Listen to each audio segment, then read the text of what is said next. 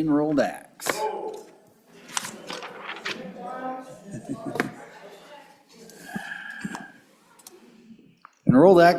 Senate Enrolled Act number 16. Senate Enrolled Act number 16 being original Senate File 120, an act relating to marketing homemade foods. I'm about to sign Senate Enrolled Act number 16, being original Senate File 120.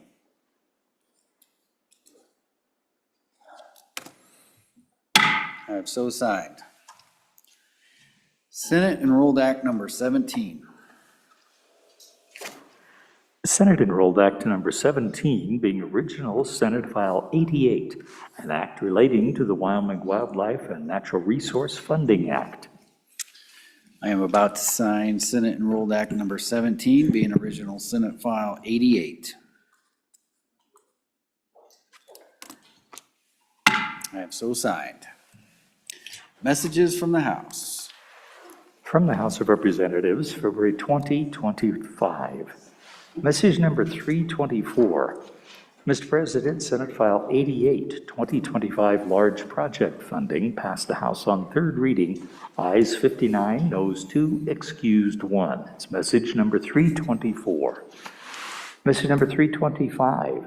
Mr. President, Senate File 120, Wyoming Prime Act passed the House on third reading. Ayes 57, noes 4, excused 1. Message number 322, concurrence passed. Mr. President, the House did concur on Senate amendments to House Bill number 166, State Auditor Payment Transparency. Ayes 61, excused 1. The following messages request concurrence. Message number 323. Mr. President, Senate File 32, unpaved roads, speed limits amendments, passed the House on third reading in an amended form. Ayes 48, noes 13, excused 1. Message number 323, concurrence requested. Message number 326, concurrence requested. Mr. President, Senate File 48, business property exemption, passed the House on third reading in an amended form. Ayes 56, noes 4, excused 2.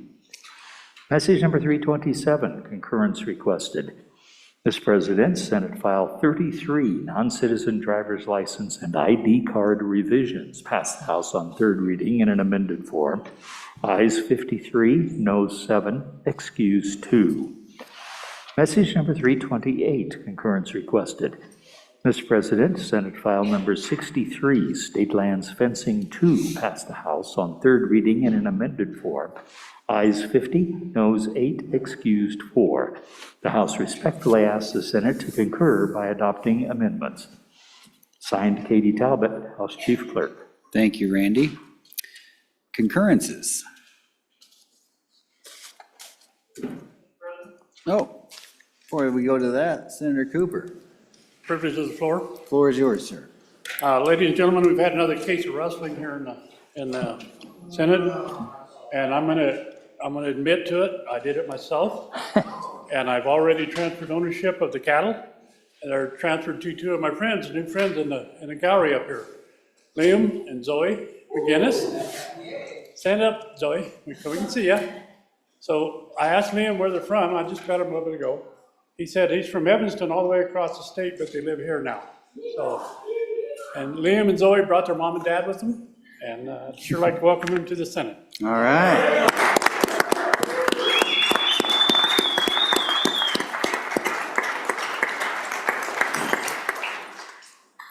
All right, welcome to the Senate, Liam and Zoe. Just don't steal Cody Yak. Oh, Senator Hutchings, Privilege of the floor, please. the floor is yours. I'd like to add to the story of these two young children. Their mom, homeschooler, actually had them out in the foyer out there doing their homework, and I think that's commendable. Thank you, Mom. All right.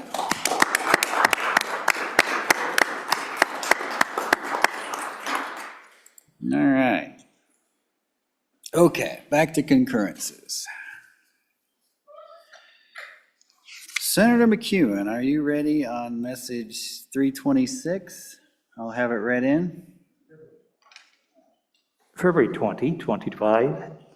Mr. President, Senate File 48, Business Property Exemption, passed House on third reading in an amended form.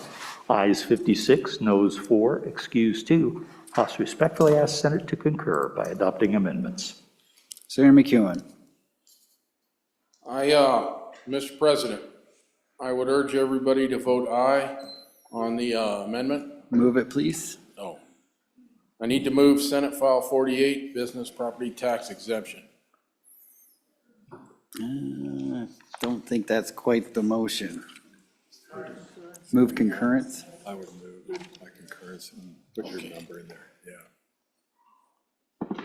I would move that I find my book. I mean, I would move concurrence on message 326 and urge you to vote aye. There we go.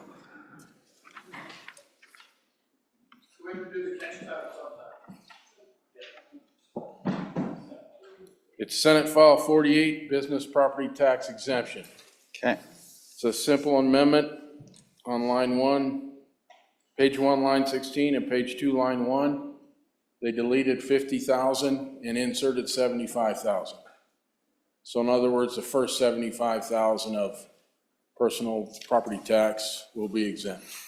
And I would urge an aye vote. Thank you, Mr. President. Senator Hicks. Mr. Chairman, not having the original Senate File 48, there was a fiscal note associated with that, and I was wondering, is with the increase to 75,000, what's the fiscal impact associated with that?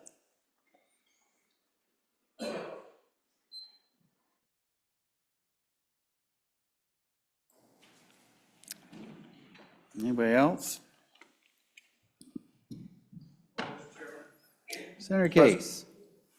The original fiscal note was 4.2 million to the school foundation program and 2.5 million to local entities. So if you raise it to 75 from 50, not every business would necessarily have it doesn't raise everybody because some would have less.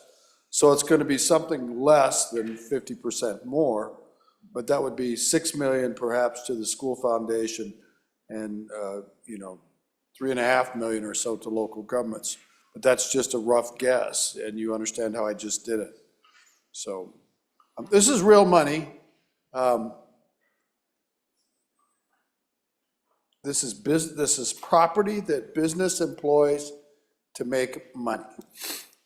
It's equipment, investment, and so none of this is a personal property. It's called personal property, but it's business personal property that's employed by business that's in the business of making money using this property.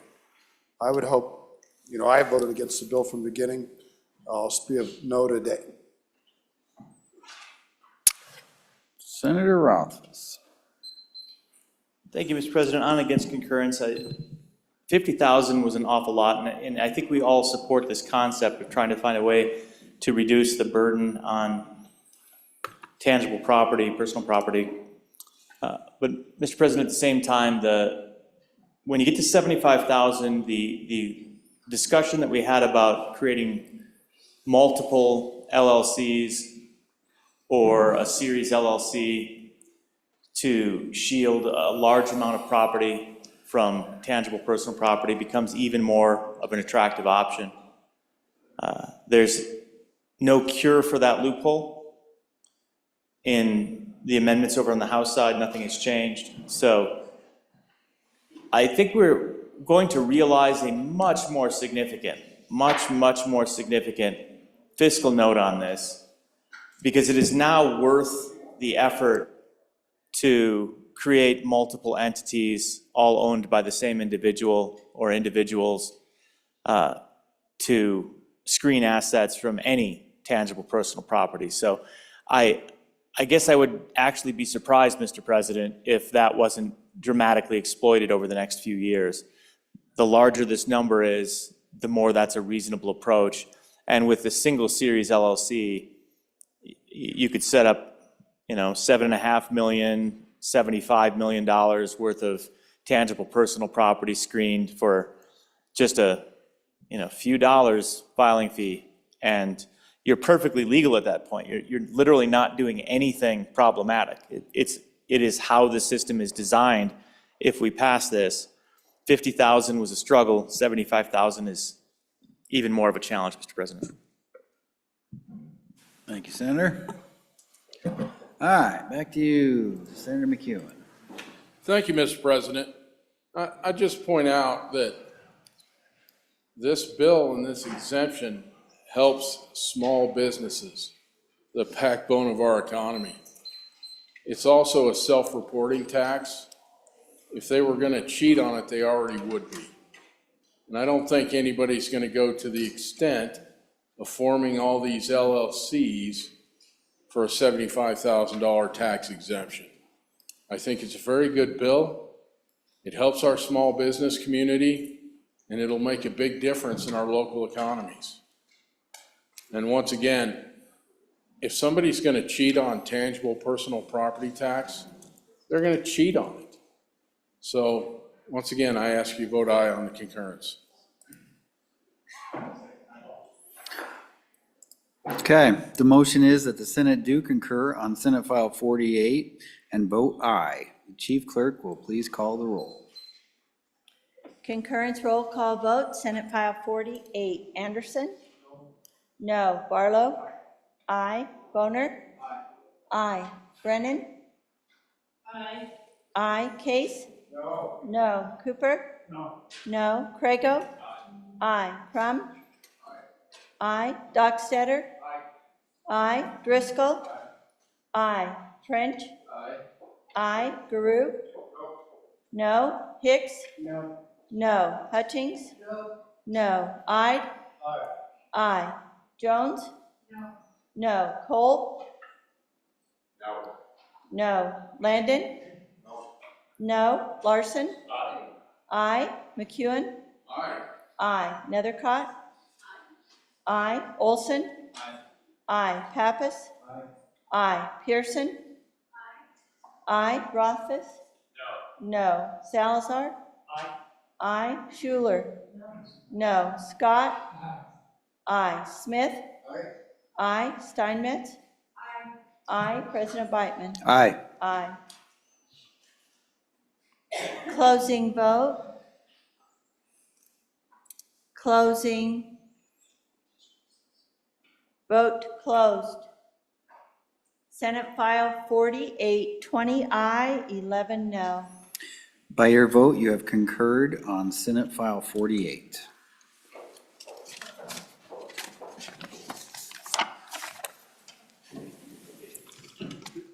All right. Oh, Senator Barlow. Thank you, Mr. President. With that concurrence, can we now actually lay to rest the meat grinder? Could we have that confirmed with the bringer of the bill? I think we could retire the meat grinder, and maybe we could set it right here next to Cody Yak. All right. Oh, Senator McEwen, Mr. President, privilege of the floor. floor is yours. I will retire the meat grinder. All right. I also have a meat saw. Oh. Man, well, we tried. Okay.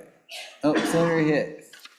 Mr. President, just for the edification of the Senate, I will be bringing a rule that says that you can't use the word meat saw on the floor in any debate in the future. I'm sure the good senator from Gillette will be very confused about that one. Okay, message 328. Message number 328, concurrence request referencing Senate File 63, State Lands Fencing 2. All right, Senator Crago, are you ready on message number 328? Yes, Mr. President. I would move concurrence on message 328, which is Senate File 63, State Lands Fencing 2. Our friends down the hall just added a little cleanup language and added the word private before landowners, just to make sure that essentially our federal partners aren't using the statute as well. It's really about the coordination and relationship between our private landowners and state lands. And so it's that simple. I would ask for an aye vote on concurrence. Thank you, Mr. Okay. President. Thank you. Anybody? No? Okay, the motion is that the Senate do concur on Senate File 63 and vote aye. Chief Clerk will call the roll. Concurrence, roll call vote, Senate File 63. Anderson? Aye. Barlow? Aye. Boner? Aye. Brennan? Aye. Case? Aye. Cooper? Aye. Prego? Aye. Crum? Aye. Dockstetter? Aye. Driscoll? Aye. French? Aye. Garou? Aye. Hicks? Aye. Hutchings? Aye. Aye. Aye. Jones? Aye. Cole? Aye. Landon? Aye. Larson? Aye. McEwen? Aye. Nethercott? Aye. Olson? Aye. Pappas? Aye. Pearson? Aye. Rothfuss? Aye. Salazar? Aye. Schuler? Aye. Scott? Scott Conflict? Smith? Aye. Steinmetz? Aye. President Beitman? Aye. Aye. Closing vote. Closing. Vote closed. Senate File 63, 30 aye, 1 conflict. By your vote, you have concurred on Senate File 63.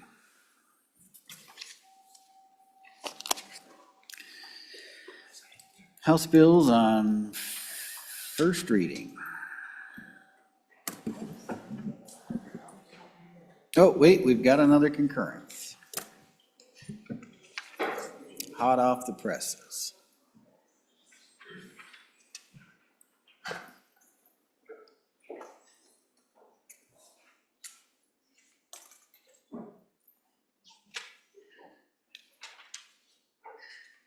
Thank you.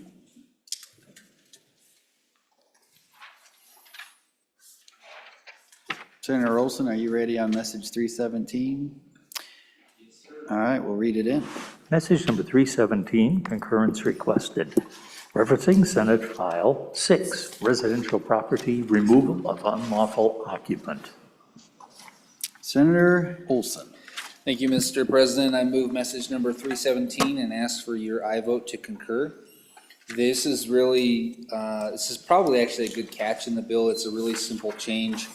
What this bill does, just for a reminder, is that it allows an owner of property to contact law enforcement to have someone removed from the property who's unlawfully attempting to occupy or possess your property. There's a list of exceptions to that, and one of them is that the unauthorized person cannot be an immediate family member of the owner. And the change to that really is that they can't be a family member or a person in a cohabitating relationship with the owner. So that's the change, and would ask that you concur. Thank you. Discussion? All right, you've been asked to, the motion is that the Senate do concur on Senate File 6, and you've been asked to vote aye. The chief clerk will call the roll.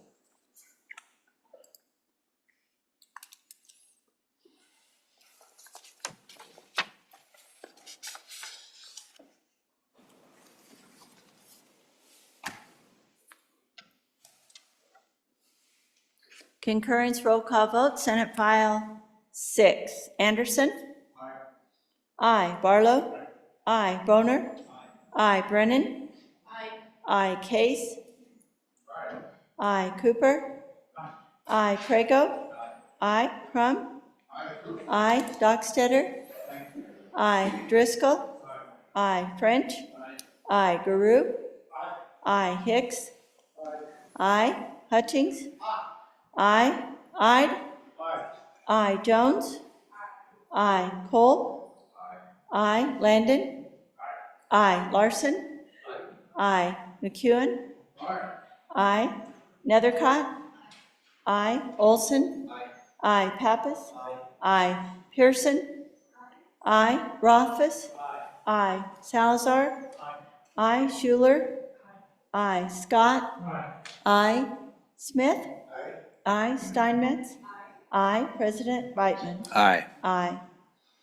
Closing vote. Closing. Vote closed. Senate File 6, concurrence vote, 31 aye. By your vote, you have concurred on Senate File 6. Senator Scott, Mr. President, I have the privilege of floor. floor is yours, sir.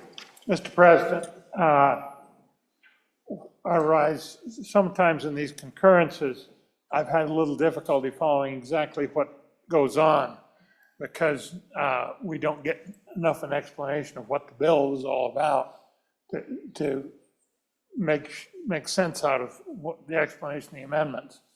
And unfortunately, the sponsor, the proponent of this last one has left, but I thought he modeled good behavior on how you do that by giving us a couple of sentences that were a very useful and if succinct explanation of the bill.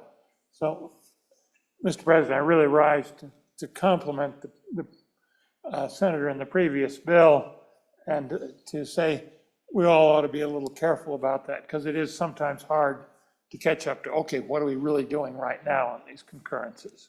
It's very useful. Thank you for that, Senator Scott. All right. Senator McEwen, are you ready on message number 319? Which would be Senate File 69? If so, I'll have the reading clerk read it in. Message number 319, concurrence requested, referencing Senate File 69, homeowner property tax exemption. Senator McEwen. Oh. Point of order, Senator Rothfuss. We don't have that yet on digital.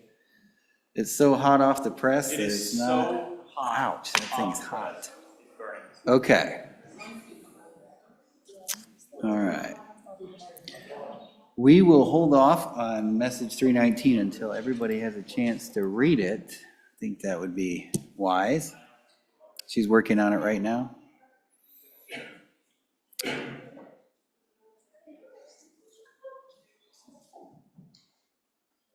In the meantime, I'll take a personal privilege and then welcome the Leadership Sheridan group that's, I have eyes in the back of my head. I think they're behind me right now. I sense it. Stand up and be recognized.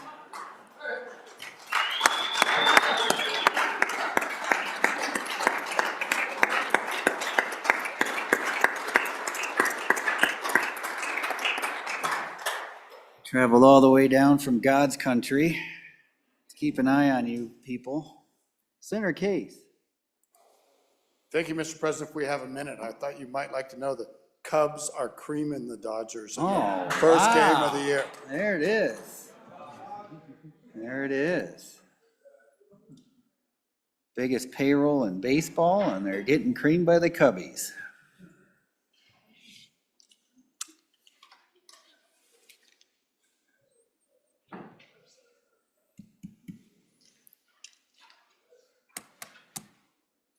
Don't forget tonight's hockey game at 6 o'clock, USA versus Canada.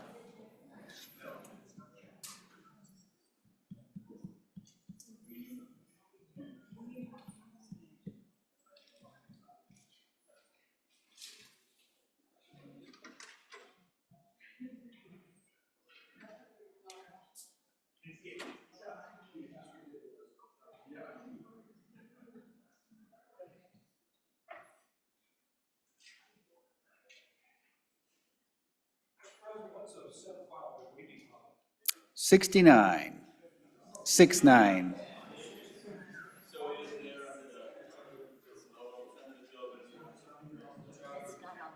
It's not on the calendar, I'm told, but it's on the bill tab if you click on the bill. I already signed them all. I could tell some more dad jokes, I guess. No? Man, tough crowd, tough crowd. You found it? Senator Brennan, Privilege of the floor. please. To spare you from having to do a dad joke, knock, knock, Who's there? meow, Meow who? take meow to the ball game. That's a mom joke. That's a mom joke. Okay.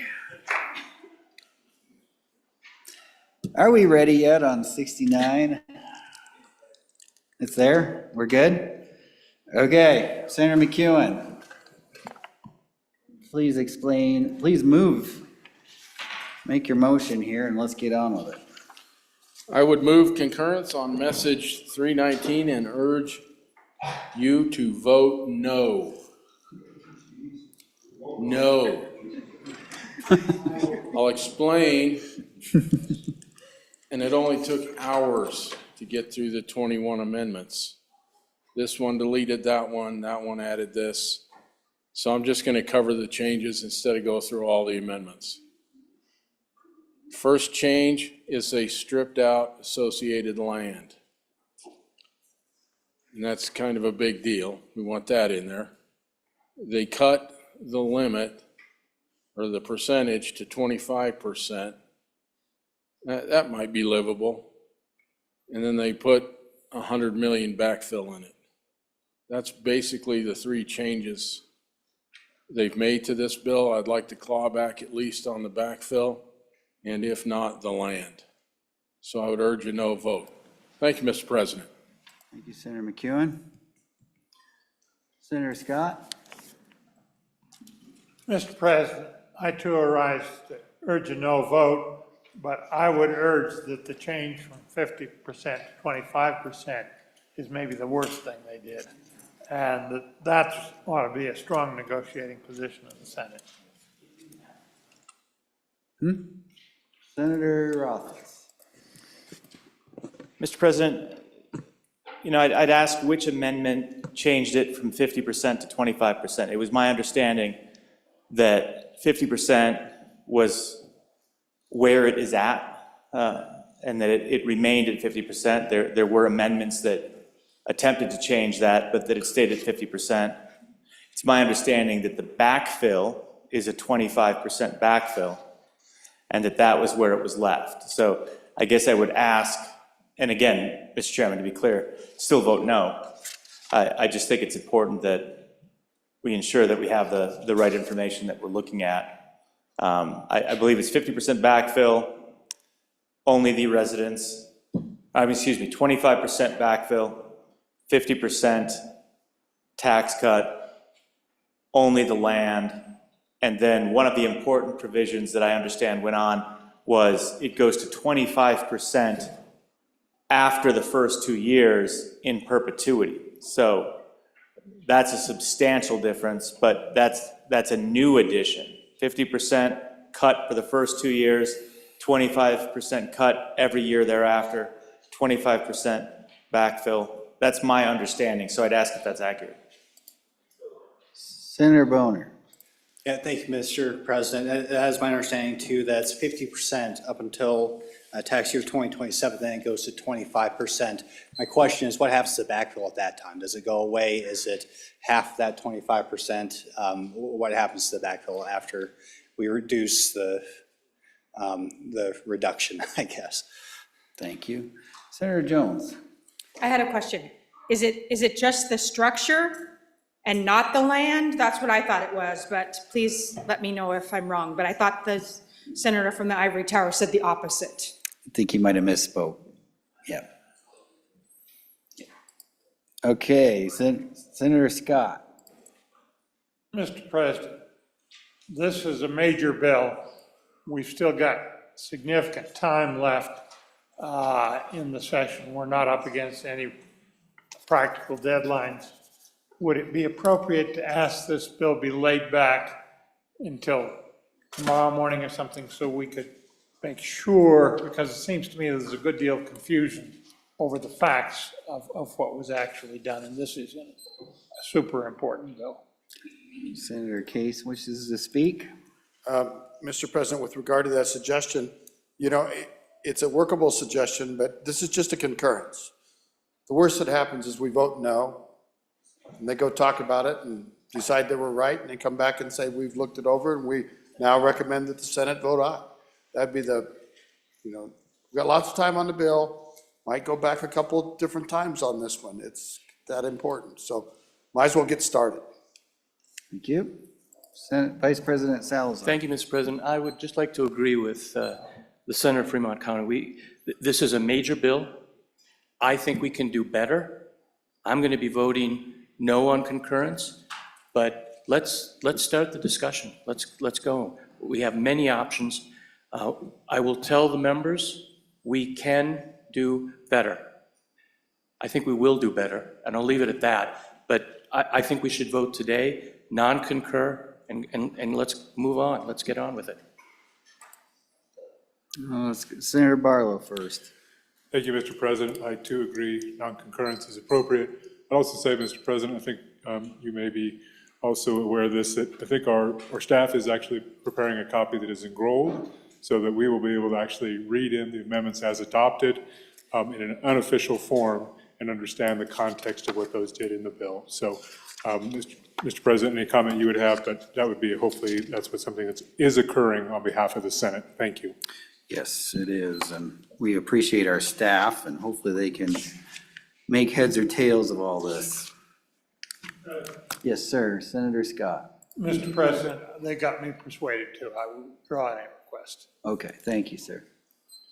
Senator McEwen.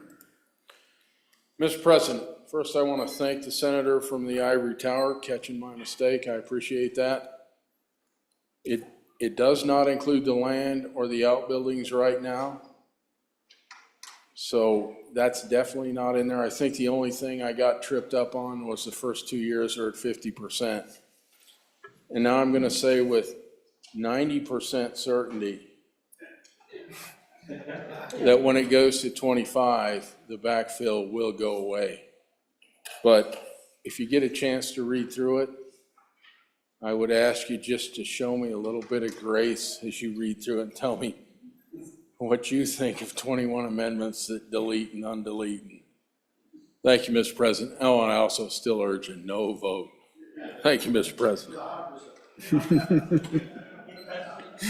The motion is that the Senate do concur on Senate File 69 and vote no. Chief Clerk, please call the roll.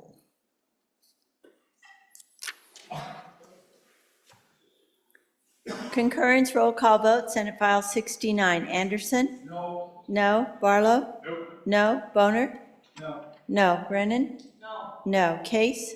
No. No. Cooper? No. No. Grego? No. No. Crum? No. No. Dockstetter? No. No. Driscoll? No. No. French? French? No. No. Guru? No. No. Hicks? No. Hutchings? No. No. Ide? No. No. Jones? No. Cole? Aye. Aye. Landon? No. No. Larson? No. No. McEwen? No. No. Nethercott? Aye. Aye. Olson? No. No. Pappas? No. No. Pearson? No. No. Rothfuss? No. No. Salazar? No. No. Schuler? No. No. Scott? No. No. Smith? No. No. Steinmetz? Aye. Aye. President Beitman? No. No. Hicks, no to aye. Hicks, no to aye. Jones? Jones, aye. Jones is a no. Jones, no. Boner? No to aye. Pearson? No to aye. Closing vote. Closing. Vote closed. Senate File 69 concurrence vote, 6 aye, 25 no. By your vote, you have failed to concur on Senate File 69.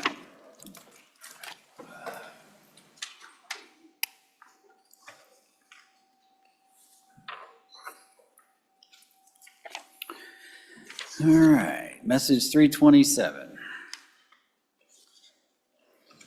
Message number 327, concurrence requested referencing Senate File 33, non-driver's license and ID card revisions. Senator Pappas, are you ready on message number 327? Yes, Mr. President. Message 327, referring to Senate File number 33.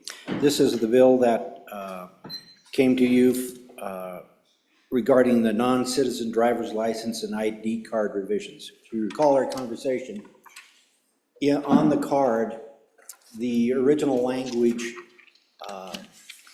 was to put on the card, not a United States citizen. And the Department, Driver Services of YDOT came to us and saying, you know, we really are challenged on the real estate that we have on our card. And every time we add something, there's less and less real estate on the card. And so they asked us if we could abbreviate that. And so we did. In the Senate, we changed the language to not US.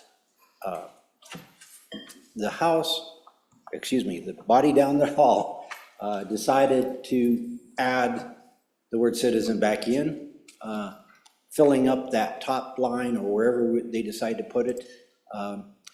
Ignored the request of the department to keep it concise. I've polled my committee and we all agree that we should honor the wishes of the department so that down the line, when we want to add another thing, we will be able to have some real estate on the card.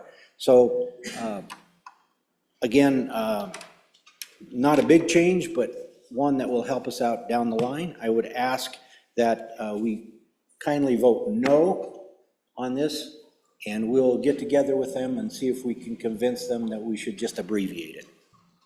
Thank you, Mr. President. Thank you, Senator Pappas. Discussion? All right. The motion is that the Senate do concur on Senate File 33 and vote no. Chief Clerk, please call the roll.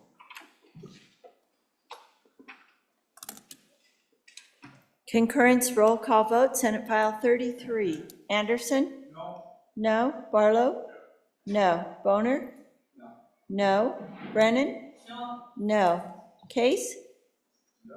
No. Cooper? No. No. Crago? No. No. Crum? No. Dockstetter? No. Driscoll? No. French? No. No. Guru? No. Hicks? Aye. Hutchings? No. Ide? Aye. Jones? No. Cole? No. Landon? No. Larson? No. McEwen? No. Nethercott? No. Olson? No. Pappas? No. Pearson? Aye. Rothfuss? No. Salazar? No. Schuler? No. Scott? No. Smith? Aye. Steinmetz? Aye. President Beitman? Aye. Aye. Closing vote. Closing. Vote closed. Concurrence vote, Senate File 33, 6 aye, 25 no. By your vote, you have failed to concur on Senate File 33. Okay, is that all the concurrences? All right. House bills on first reading. House Bill 323, first reading of the House bill. House Bill 323 engrossed. SNAP benefits waiver request, sponsored by Representative Wasserberger. Passed the House, ayes 48, noes 11, excused 3. House Bill 323 is assigned to Committee Number 5, Agriculture.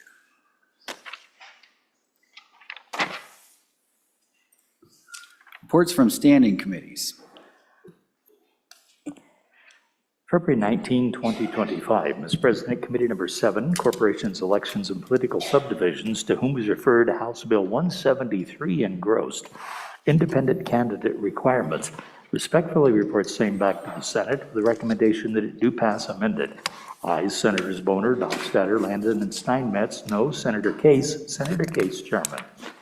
February 19, 2025, Mr. President, Committee Number 7, Corporations, Elections, and Political Subdivisions, to whom is referred House Bill 238 engrossed, Ballot Harvesting Prohibition.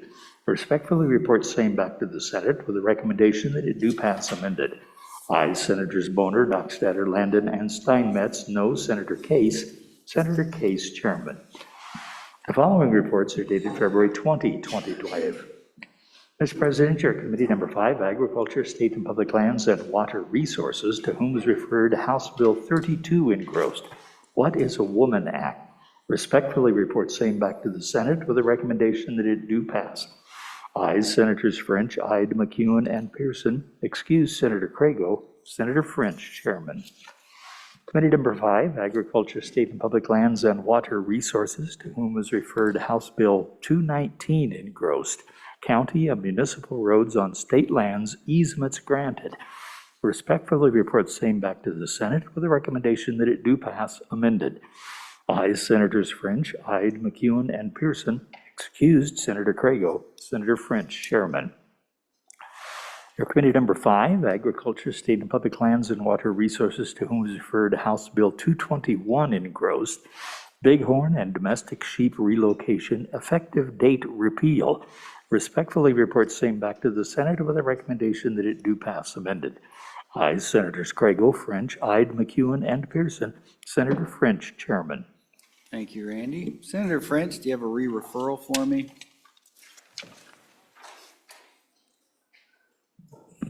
Mr. President, yes, I do. Yes, I do. Excuse me, I forget the number on it. It's House Bill 219. House Bill 219 to appropriations, please. Big. County and municipal roads on state lands, easements granted. That's it. My apologies, Mr. President. Absent objection, House Bill 219 is re-referred to Committee Number 2, Appropriations. All right. Madam Majority Floor Leader, we are that order of business of consideration of bills on general file.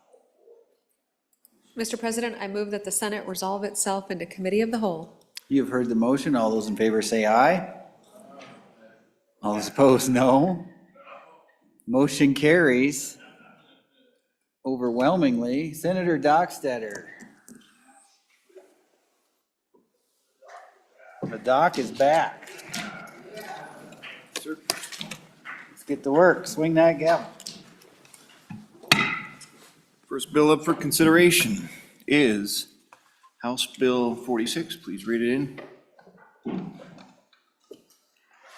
House Bill 46, Homeschool Freedom Act, an act relating to education, sponsored by Representative Strzok, was referred to Committee Number 4, which returned to committee recommendation that it do pass. Ayes, Senators Brennan, Rothfuss, Schuler, and Scott. Excuse Senator Olson. Senator Schuler, Chairman. Senator Schuler.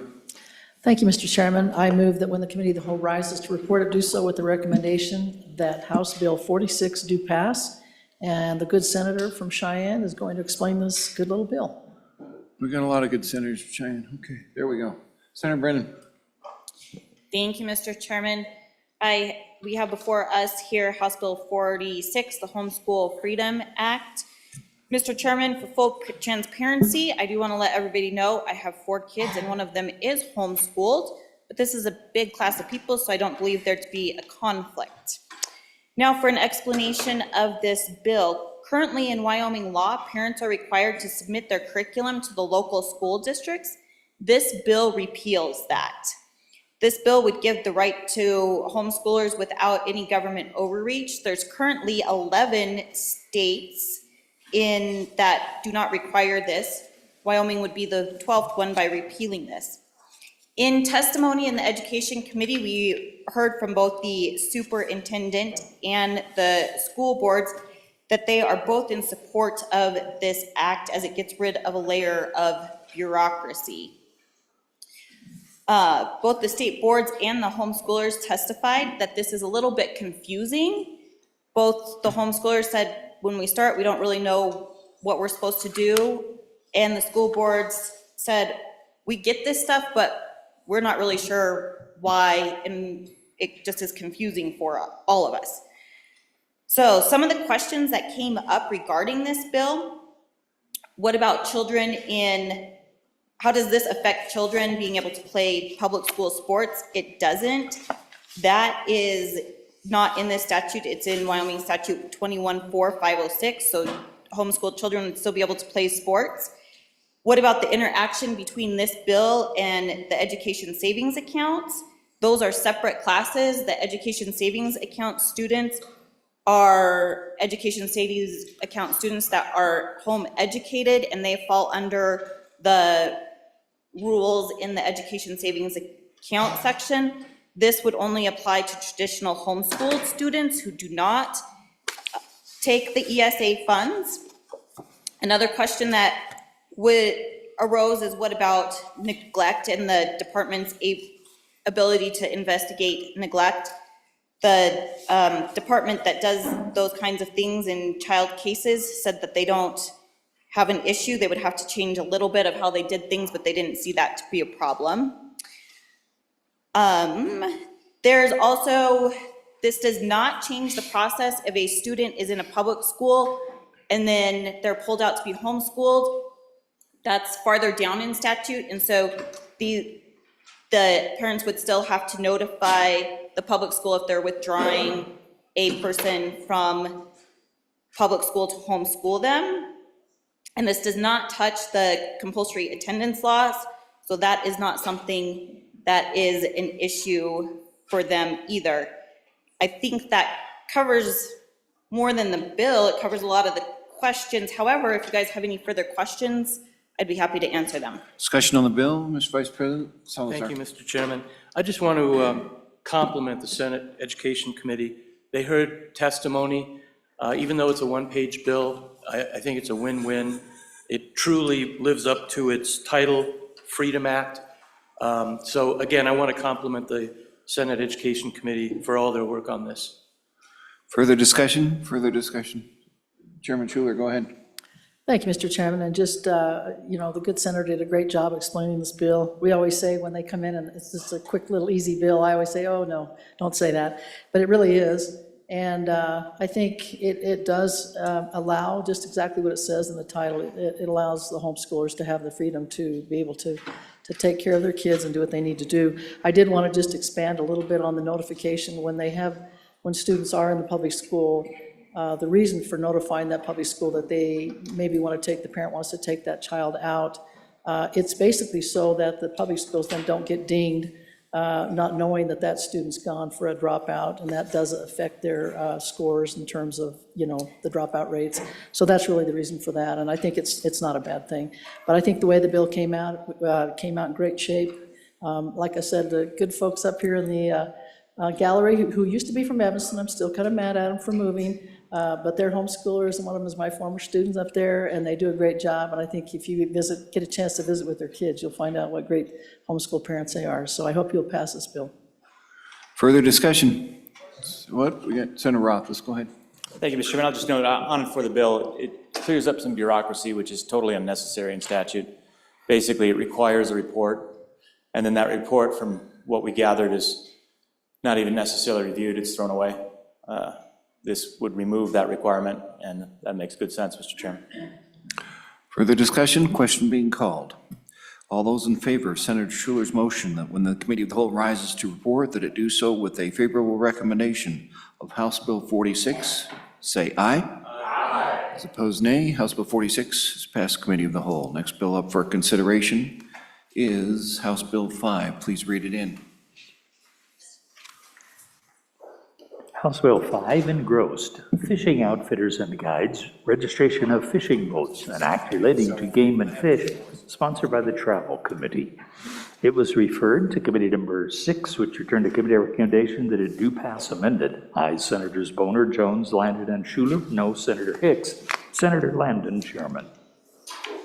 Senator Landon, and noting that there are amendments, give us some direction along the way. Go ahead, Senator Landon.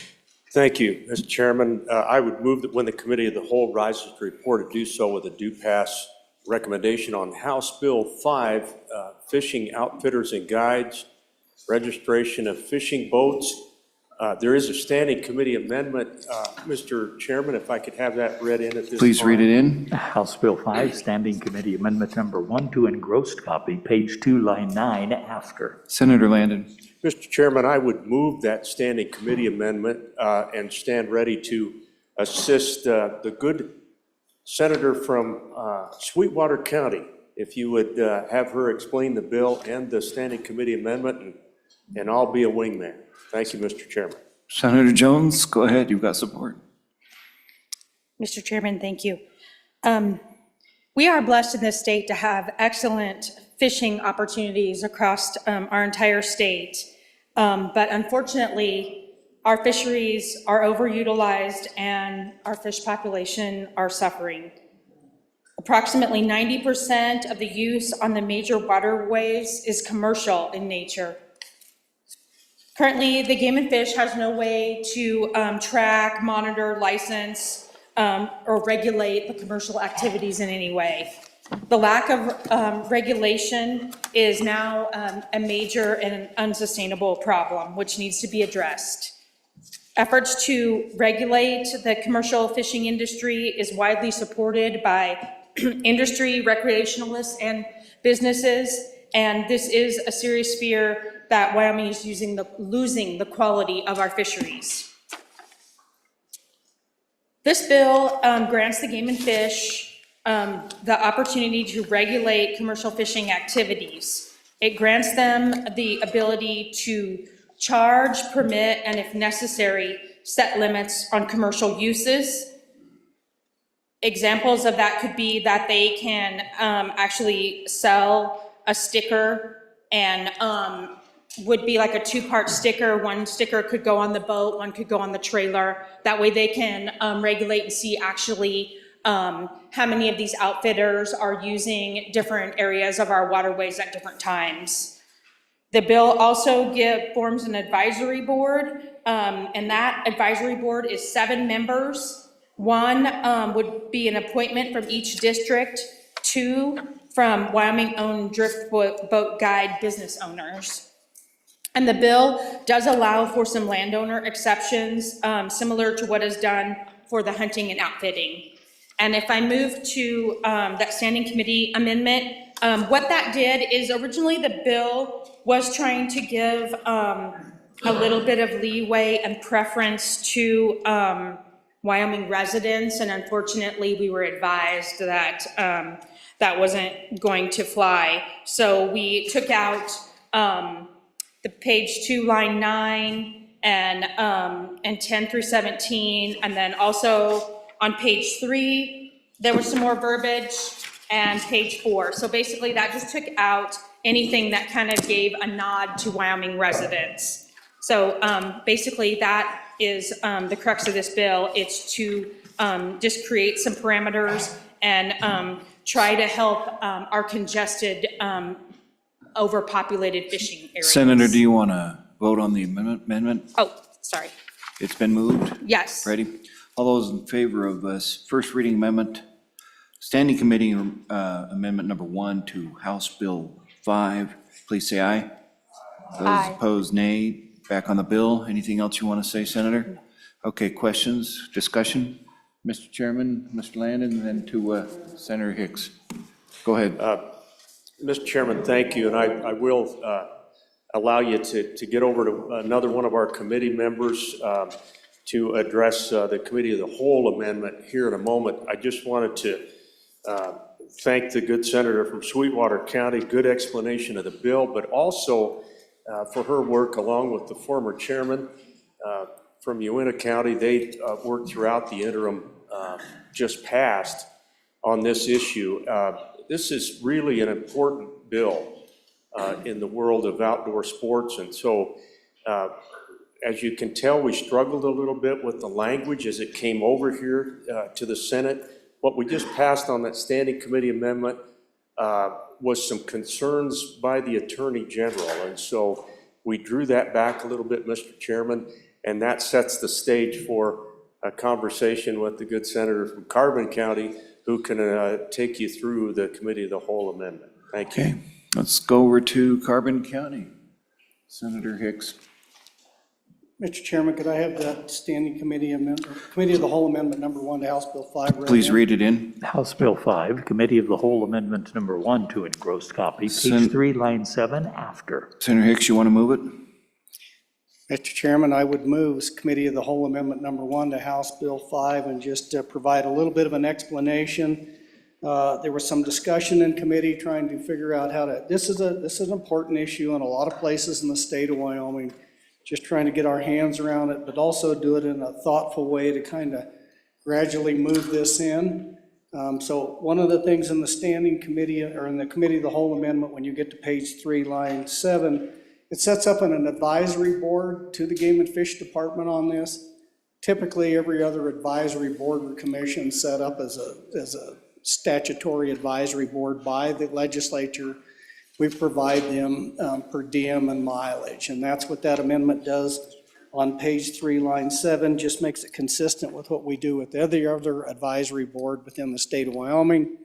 If we go down and we get into line 3, line 12, this just deletes language that says the department has to follow the Administrative Procedures Act. They have to follow the Administrative Procedures Act. It's more just of a cleanup. It's redundant. Anytime an agency makes rules, they have to go through the APA, strikes that language out just to clean that up.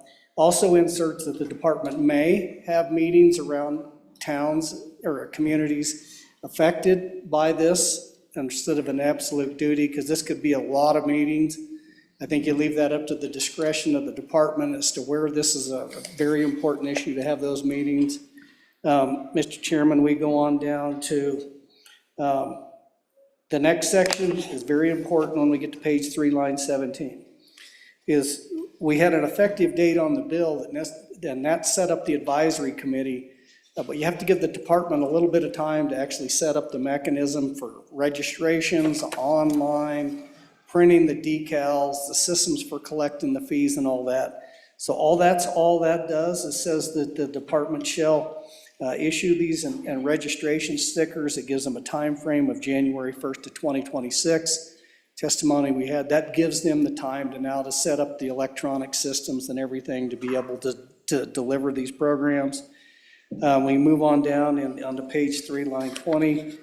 We delete this stuff. We bring this right back down. This just cleans up kind of a run-on sentence dealing with where these registration stickers go and how they're going to be used. We bring that back down when we get to page 4, line 3, and it just says the department shall provide 2 registration stickers, 1 for each, which shall be displayed. And you go down to the next section. 1 sticker will be displayed on the boat.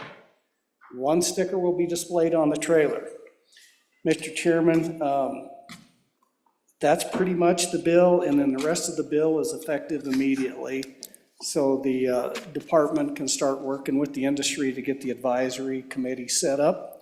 I'd stand for any questions. Discussion or questions on the Committee of the Whole Amendment? Discussion, questions? Ready for the question on the Committee of the Whole Amendment? Question? All those in favor of Committee of the Whole Amendment number 1 to House Bill 5, say aye. Aye. Those opposed, nay. Ayes have it, so we're back on the bill. Let's go, Pappas, where you stand? Senator Pappas, okay, let's go back to Senator Scott and then to Senator Schuler. Senator Scott? Mr. President, excuse me, this is a very important bill.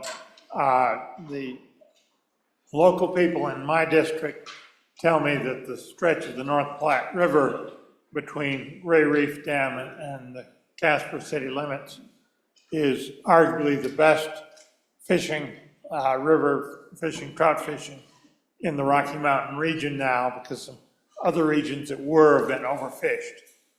And we need to preserve that. It's becoming big business in my district.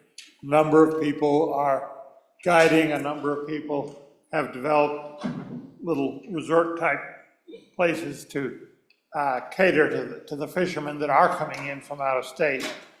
Mr. President, I think this bill is an excellent start. I compliment the people that worked on it in the interim, getting it put together. It's probably not perfect in the nature of these things, Mr. President, but I think it's a good start. I think we ought to pass it. But this is becoming economically important enough, so it may be a while before we get it exactly right, and we need to pursue that. So on and for the bill, and warning you that I think it's maybe just the start. Senator Schuler, thank you. Thank you, Mr. Chairman. Just to tag on a little bit with what the good tall senator mentioned. We started working on this 2 years ago, and because we could see that some of our fisheries areas that are really highly populated were having some real problems. We didn't have really good data, but we did have a little subcommittee that started working on this, and the chairman of that little subcommittee is now the chairman of our TRW on the House side. And so we decided, hey, let's bring it back. It didn't make it through the House last year. This is a better bill, I think. It's got a few more things that we needed to have refined. The advisory board, I think, is going to be important because we want to be able to track where the real dense populations are, and this will help us to have better data than what we had before.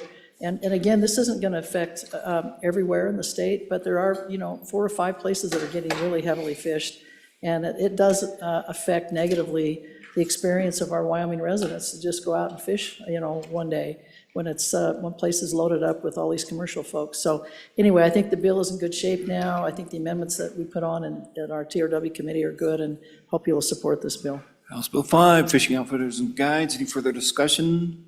Ready for the question? Question being called. All those in favor of Senator Landon's motion that when the committee of the whole rises to report, that to do so with a favorable recommendation of House Bill 5, say aye. Aye. Those opposed, nay. House Bill 5 is passed the committee of the whole. Next bill up for consideration, House Bill 97.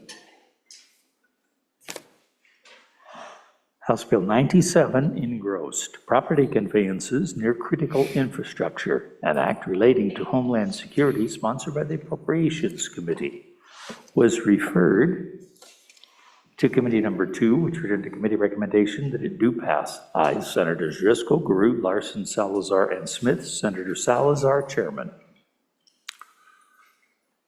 Chairman Salazar, and there are amendments. Give us some direction along the way, sir. Mr. Chairman, first of all, I move that when the Committee of the Whole rise to report it, do so with the recommendation that that House Bill 97 do pass. And to explain this and the amendments, I will give it to the good majority leader. Thank you. Madam Floor Leader. Thank you, Mr. Chairman. Good senators, this is work of your Joint Appropriations Committee, of which I was a member of, and a follow-up from a bill we passed last year, of which I sponsored, thus presenting it to you today. What this is some cleanup based upon how it works when there are property conveyances within 5 miles of critical infrastructure and the reporting requirements of our county clerks. We're just kind of updating the order of how that goes. That is the bill. There are 2 Committee of the Whole amendments. I will turn the first one over. If I can have the first one read in. Please read in first Committee of the Whole amendment. House Bill 97, Committee of the Whole Amendment Number 1, to engrossed copy, page 1, line 12, after. Senator Driscoll. Mr. Chairman, thank you. I would like to withdraw Committee of the Whole Amendment Number 1 to Senate Bill 97. Okay, absent objections, withdrawn. Back on the bill, Madam Floor Leader. Mr. Chairman, there is a second Committee of the Whole amendment. May I have that read in? Please read it in. House Bill 97, Committee of the Whole Amendment Number 2, to engross copy, page 1, line 12, delete. Senator Nethercott. Thank you, Mr. Chairman. I move Committee of the Whole Amendment Number 2 to House Bill 97, Good senators, this committee of the whole amendment is at the request of our Department of Homeland Security here, just provide some clarifying information that they are allowed to receive and share confidential and sensitive information with their law enforcement partners. With that, Mr. Chairman, I'm happy to stand for questions on the amendment. If not, I'd ask for your favorable consideration. Any discussion, questions? Ready for the vote? All those in favor of Committee of the Whole Amendment Number 2, House Bill 97, say aye. Those opposed, nay. The amendment is passed. We're back on the bill. Senator Nethercott. Yeah, thank you, Mr. Chairman. This is just some cleanup from that past bill as they've continued to work through this additional protection that we've provided in our state to protect our lands and our state from those foreign adversaries. With that, I'm happy to stand for questions and ask for your favorable vote. Thank you. We are on House Bill 97, Property Conveyances Near Critical Infrastructure. Any discussion? Any questions? Ready for the question? All those in favor of Senator Salazar's motion that when the Committee of the Whole rises to report, that to do so with favorable recommendation of House Bill 97, say aye. Those opposed, nay. House Bill 97 is passed the Committee of the Whole. House Bill 90, Senator Ide. Thank you, Mr. Chairman. Privilege of the floor. Please. I'd like to welcome to the gallery, up in the gallery to right on the west side here, the Fort Casper Academy from Casper, the fifth graders. Let's give them all a big hand. Welcome to the Senate, Fort Casper.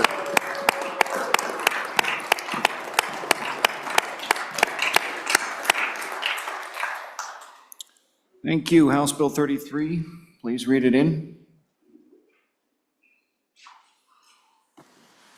House Bill 33, Vehicle Sales and Use Tax Distribution Highway Fund, an act relating to sales and use tax, sponsored by the Transportation Committee, was referred to Committee Number 8, which returned to committee recommendation that it do pass. Ayes, Senators Anderson, Brennan, and Cooper. No, Senator Kolb, excused, Senator Pappas. Senator Cooper, acting chairman, was re-referred to Committee Number 2, which returned to committee recommendation that it do pass. Ayes, Senators Driscoll, Garou, and Salazar. No, Senators Larson and Smith. Senator Salazar, chairman. No amendments. Senator Pappas. Thank you, Mr. Chairman. I move that when the Committee of the Whole rises to report, that it do so with favorable recommendation on House Bill 33, Vehicle Sales and Tax Distribution Highway Fund. And for explanation of the bill, I ask you to call on Senator Brennan. Senator Brennan, it's all yours. Thank you, Mr. Chair. House Bill 33, Vehicle Sales and Use Tax Distribution Highway Funds. This was the work of your Joint Transportation Committee over the interim. Fellow senators, we have been talking about how to take care of our highways and roads for a very long time. I remember this being a discussion of the bodies back when I was in college, which wasn't as long ago as some of you were in college, but it was still a long time ago. So, it's almost Friday. So what does this bill do? Starting on page 1, we have kind of a redistribution of the funds. And we start with revenues that are earned under Wyoming Statute 3915-104. We turn the page over. There's this that talks about distribution of funds on sales taxes. And then we go down to there's a lot of statutes that are put in here. And the department shall distribute all revenues collected and remitted under these statutes for the sales tax imposed under these statutes and transferred under these statutes on the sales of motor vehicle and trailers to the highway funds. And we go on, we have another paragraph that reads the same. We've got a lot of statutes that we're doing things with on the sales of motor vehicle and trailers to the highway funds. So what does all of that really mean?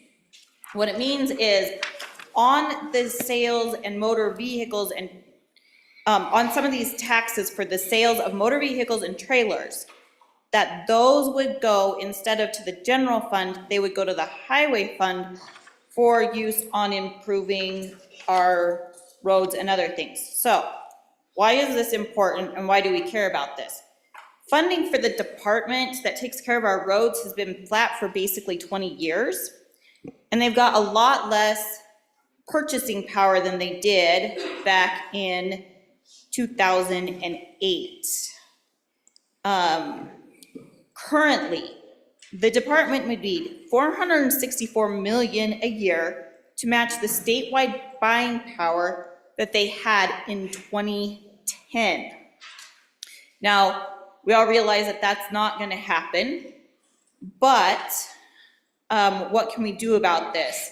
Also, Wyoming ranks 50 out of 51, because we've got the District of Columbia is included, for the amount of state funds available for road construction and reconstruction and the maintenance.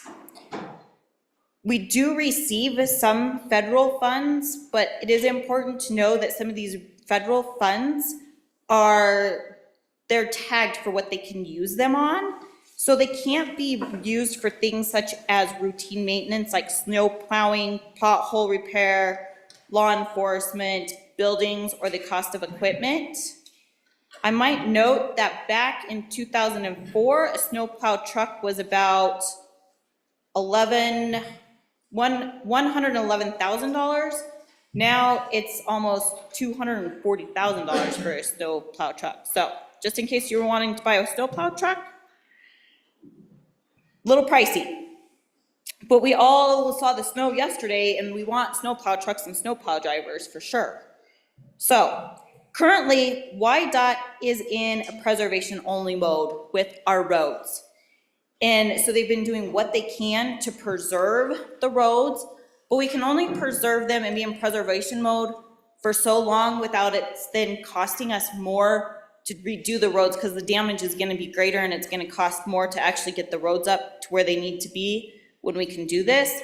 So the more that we can do with our roads to keep them maintained and in better condition now, the more that we are gonna be able to save for in the future, and the less that our kids will have to worry about. That is kind of the gist of what, and the reasoning behind the bills, and we'll take any questions. Questions? We are on House Bill 33. Questions? Senator Pearson. Thank you, Mr. Chairman. So does this include city streets and stuff in towns, or is this only major highways and interstates, things like that? So. Any further questions before we go back to, oh, there we go. Senator Cole. Yeah, thank you, Mr. Chairman. I, of course, was against this. I'd like to explain why I think it's a very bad idea. This is going to be costing the state $140 million plus in a biennium. At this point, we've cut property taxes. We've got huge changes to the state's budget, and this comes right out of the general fund. And my biggest problem with this whole thought is there's no control. The legislative body has no control over what they're going to do with this money. They have a transportation commission that makes choices for horizontal and vertical construction. Now, horizontal construction is road, vertical is buildings. So they're going to divert money because they want to build a building up in Jackson, in the Tetons, for their purposes of housing people, large parking lot, arguably in excess of 40, it's just not even done yet, $1 million. They're obligating the state for continued O&M money for the said buildings they wish to build. And they may have good reasons for some of these things, but it doesn't go through the legislative process. It bypasses it. This money is going to be used on whatever they wish to do. They didn't want any restrictions on it. They didn't want it for horizontal construction, which would be roads. And the question would be is what are they going to do with this money? They're going to go with interchanges, which cost a horrendous amount of money, or maybe more miles of interstate road. And for the story about preservation mode, by choice, they choose to construct the roads or to reconstruct the roads in a way for preservation mode only, without any data or information about why that is a good thing to do. I mean, why don't we spend, 20% more money on a road reconstruction and make it last 3 times as long? So I think there's a lot of unanswered questions here. I think our budget is is damaged. I'm concerned for the long-term fiscal prospect of the state of Wyoming. I don't know if this is the best thing to do. I think it's, at this point in time, before we know our finances, I find it, in my view, for my purposes, short-sighted. And that's why I can't support this. Thank you, Mr. Chairman. Senator Driscoll and then Senator Steinmetz in that order. Thank you, Mr. Chairman. I'll put us back on the road just a little bit. First, I'll bring a second reading amendment that restricts this to flat. I'm happy to do that. Anybody that's been around, I'm going to tell you, I made a prediction a few days ago on the floor. We talked about spending money. We seem to be able to do it for certain things, but we don't want to do it for others. Folks, this is critical. This is something that's not part of us use it. All of us use this. This is what brings us our food. It's what I ship my cattle out on. It's what runs everything up and down all the way across that supports our tourism industry on real money. These guys haven't had an increase. They've had a decrease in net budget for the last 20 years. It's actually less than it was 20 years ago. You know, we're really getting to a point, and if you look through the handout and you talk about it, they've been hit with the same inflation. You heard about what trucks cost, you heard about what everything costs. We're actually getting to a point. Now, to address the preservation-only mode, was it studied? Absolutely. WYDOT will sit down with you and they'll run you step by step why they went into preservation mode. There's a reason they did it. There wasn't enough dollars to go around. Whose road do you want to gravel? Because that's really what we're getting down to is some point in time, they're going to have to start talking about what roads get decommissioned and what you do, because they're really, honestly, this is not a maybe. The last piece you're going to hear is, oh, they went off the general fund and they wanted to go off it. The answer was no. I was actually on appropriations, as was our good chairman at the time. WYDOT did not ask to go off the general fund. They begged to stay on it. They predicted this was going to happen. They said, we have no way to keep up. Now we have one more thing facing us. Have any of you heard of anything that's going on federal? Some little dodgeball type deal? We're under a real chance federal highway dollars plummet in the next 2 years. And that puts us in a crisis instantly. This is something that actually matters, and it makes a difference. And yes, it is general fund dollars. But guess where they come from? Vehicle registrations. What do the vehicles have to do with the general fund other than us taking money from it? They're used on those same highways. By the way, the last time WYDOT got an honest increase was a 10-cent gas increase, almost 15 years ago, and it stayed level. It was $45 million 15 years ago. It hasn't increased because guess what? We got all kinds of new cars on the highway that don't pay highway funds.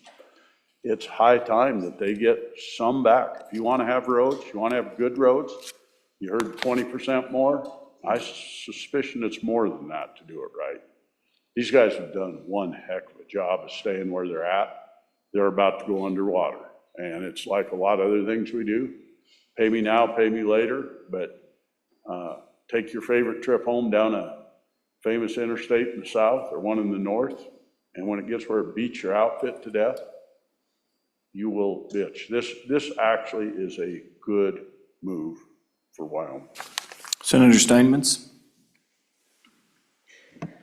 Thank you, Mr. Chairman, and part of those comments address a little bit of what I was concerned about, and that is making sure this is going to the roads. Having served on this committee a few years ago, we were having trouble deciphering. It was a lot like a block grant. The funds would come in, but they couldn't tell us why we were building brick and mortar structures everywhere when some of our neighboring states were building metal buildings, and how much that cost was as opposed to how much they were using on the roadways. It was all in a big fund, and we kept asking and asking for more of an itemized statement. Now I know we've changed directors a couple of times since then, and so I'm willing to give them a chance. However, It was really hard to get that information, and I want to make sure the money's getting to where the legislature wants it to be. Thank you, Mr. Chairman. So if we could get some answers on that, I'd appreciate it. Thank you. Let's go back to Senator Anderson, then back to the Chairman Pappas. No, Chairman Pappas, I'm going to hold you just a little bit. Senator Anderson, and then Senator Rothfuss. Mr. Chairman, on and for this bill, we turned the highway department loose with them supposed to survive on the fuel tax. We did that because we had a lot of confidence in the highway commission and the highway department studying those things and doing everything right that they were doing. And I continue to have that confidence that they study those things and know exactly what to do and how to do it. They're not out there in left field doing things. I noticed that in 2008, they had a budget of $390 million, and now they have a budget of $320 million, $70 million less than what they had. Now, that's not going the right way. There's been one lot of inflation since 2008. I noticed that the fiscal note says it's about $70 million a year. I think previous speaker said 140 in 2 years, but that's about $70 million. But that doesn't make up everything they need, but it's a good start, and those vehicles are used on those highways. I'm all for giving them this break. Thank you. Thank you. We're going to go to Senator Rothfuss and then take it back over to the chair eventually. Hang on, Senator Crum. Go ahead, Senator Rothfuss. Thank you, Mr. Chairman. Mr. Chairman, I absolutely agree with everything that's been said positively about the Department of Transportation, about YDOT, about their ability to do the right thing, to make the best use of their money. I don't disagree or discount any of that. And I think that in any other session, this is a great bill. This is a bill I would support. In this session, Mr. Chairman, I can't support this bill. We're spending hundreds of millions of dollars through revenue cuts, through potential backfills, through severance tax cuts. We just can't afford this, Mr. Chairman. We can't spend, and at the same time, cut our revenue. It just doesn't line up. So these funds right now are in the general fund. It's $70 million in the general fund, and it would be in order to appropriate that $70 million from the general fund to YDOT if that's the appropriate thing to do. However, it's about budget prioritization. So right now, with this on the table in the general fund, as we dramatically decrease our revenue, we'll be able to look at these dollars and decide whether it's best to go to YDOT. If we direct them to YDOT without going through the general fund, to some degree it takes it off the table. Now we could claw it back, but that's obviously contrary to the intent of this legislation to claw it back. I wouldn't think that's the appropriate approach, Mr. Chairman. So, I mean, it comes from just an abundance of caution, recognizing, and we don't call it spending. I understand that we're not calling revenue cuts spending, but revenue cuts are spending. This legislature is spending more than any legislative session I have been in, far and away. That's the plan. Spend. I don't think we can afford this good bill. This is a great bill. This is a sensible bill. I would love to be able to support it, but I just don't know how the numbers work out at the end of the game when we spend $70 million per year on this bill while we're dramatically cutting revenue that not all of it goes to the general fund, some of it does, but we know we're going to need the general fund to backfill education in a few years. We just know that we can't afford this in the long run. Senator Crum, and then we're going to let the chairman kind of sweep everything up unless you want Senator Brennan to do that. Go ahead, Senator Crum. Thank you, Mr. Chairman. I agree with my good senator from the other side of the Gem City that this is a great bill, and I stand in favor of this bill. Wyoming was built on transportation. You know, the first people that come through here, you know, are the fur trappers, and they're here because it's a transportation hub. And then we get the people in the wagon trains, and they come through here because it's a transportation hub. And then we get the railroads, and it's a transportation hub. And then we get the Lincoln Highway, and it's a transportation hub. And then we get I-80 and I-25 and all these other roads and the great roads that lead up to our wonderful parks. Wyoming cannot afford not to do this.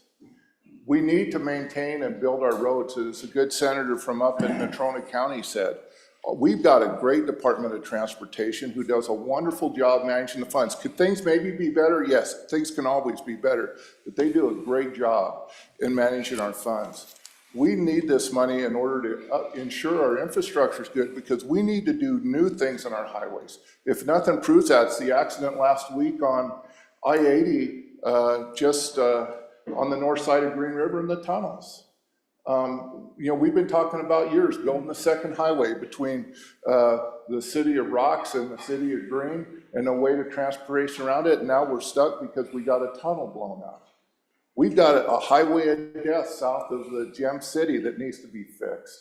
We've got a road going through a canyon up in the Winds that is a single lane road that we don't have time to put money in because we can't maintain what we got. We cannot afford in Wyoming economically not to do this, vote for this bill. I stand in favor. Thank you, Mr. Chairman. Chairman Pampas, thank you for your patience. We're going to go to the chairman. He's been so patient, and we'll come back to you too.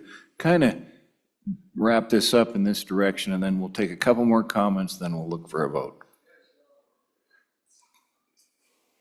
Thank you, Mr. Chairman. You know, I thank you for this wonderful conversation. You've probably all aware that we've been trying to find a mechanism to fund our highways for a long time, ever since I've been on the Transportation Committee. I mean, how many tolling bills have we looked at? We look at a road usage charge. We tried a 15-cent tax hike on the gas tax a few years ago, and that failed. It's not like we haven't been trying to find a way to fund our highways. And all the time, we have been having been forcing YDOT to go into preservation mode. And preservation mode is a logical thing, because once you actually let your roads deteriorate enough to be unusable, that road base gets so bad, then the cost is 8 to 12 times more to have to replace it. So they've rightly pulled money from other places. They do need vertical construction. I am on the liaison on the Transportation Committee. I go to those meetings every month. I listen to the discussions and to the contracts. It really floors me when I see the cost of what's happening. And I'm in the construction business. I've been in the construction business for 40 years. And the inflation since 2010, I can tell you, the cost of concrete has been averaging 15% over the last 14 years. That's how high concrete is going, 15% average every year.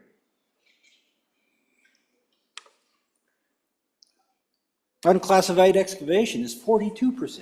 I mean, it's gotten higher. I maintain to you that it is really short-sighted. Even though we're spending money, as a good senator from Albany County says, and I have the same fear he has.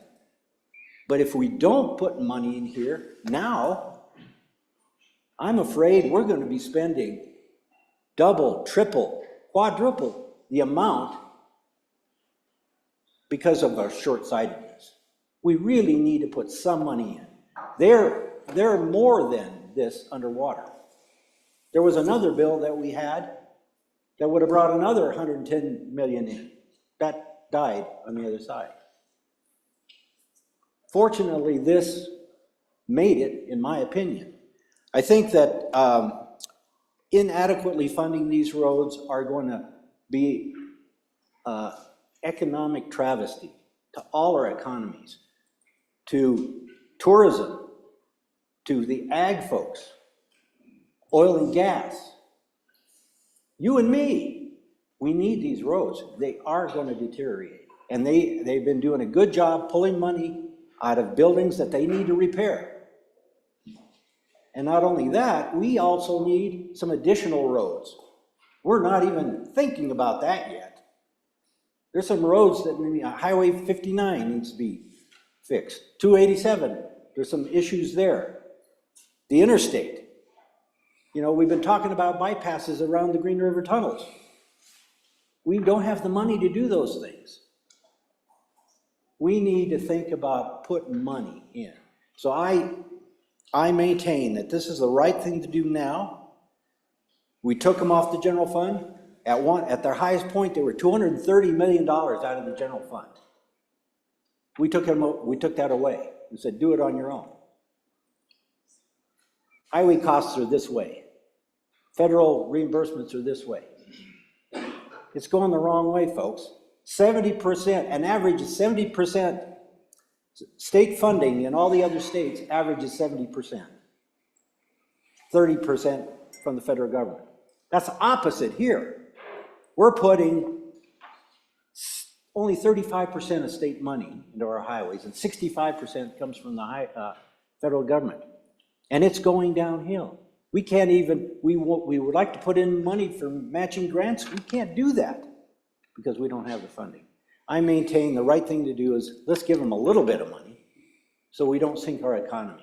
Thank you. Let's go Cooper Case in that order. And Chairman Pappas, thank you for patience. We'll decide if we need to come back to you or Senator Brennan. Senator Cooper, Case, you're in the hole. Thank you, Mr. Chairman. You know, every day, east and west, from border to border across the state, there's upwards of $1 billion of commerce that runs across this state. And on I-80, on the railroad, on the pipelines, on the fiber lines going through there, upwards of $1 billion is the estimate on that I-80 corridor. We absolutely have to maintain this corridor, and a big piece of that for the state of Wyoming is maintaining I-80. Upwards of 50% of the YDOT budget is I-80. Runs right through the good senator's district. This is something we have to protect. There's other options, you know, as the chairman just discussed. Probably some tolling on I-80 is going to have to happen eventually. We're in a good position to do that. We can do that. We can track these trucks coming through here with IFTA, and we can do a little more tolling on them. But in the short term, we have to fund YDOT. It's essential we do. It's essential we take care of I-80 and the commerce that goes through here. Thank you. Senator Case, thank you for your patience. Well, thank you, Mr. Chairman. I'm a little upset about something. Mr. President, the trappers were not the first people to come to Wyoming.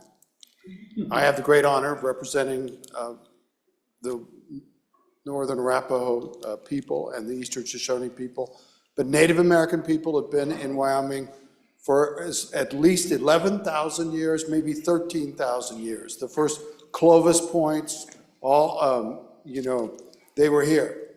There was trading networks of Native American people that predate America that are 1,000 years old that went through Yellowstone Park. Close to here is an okra mine.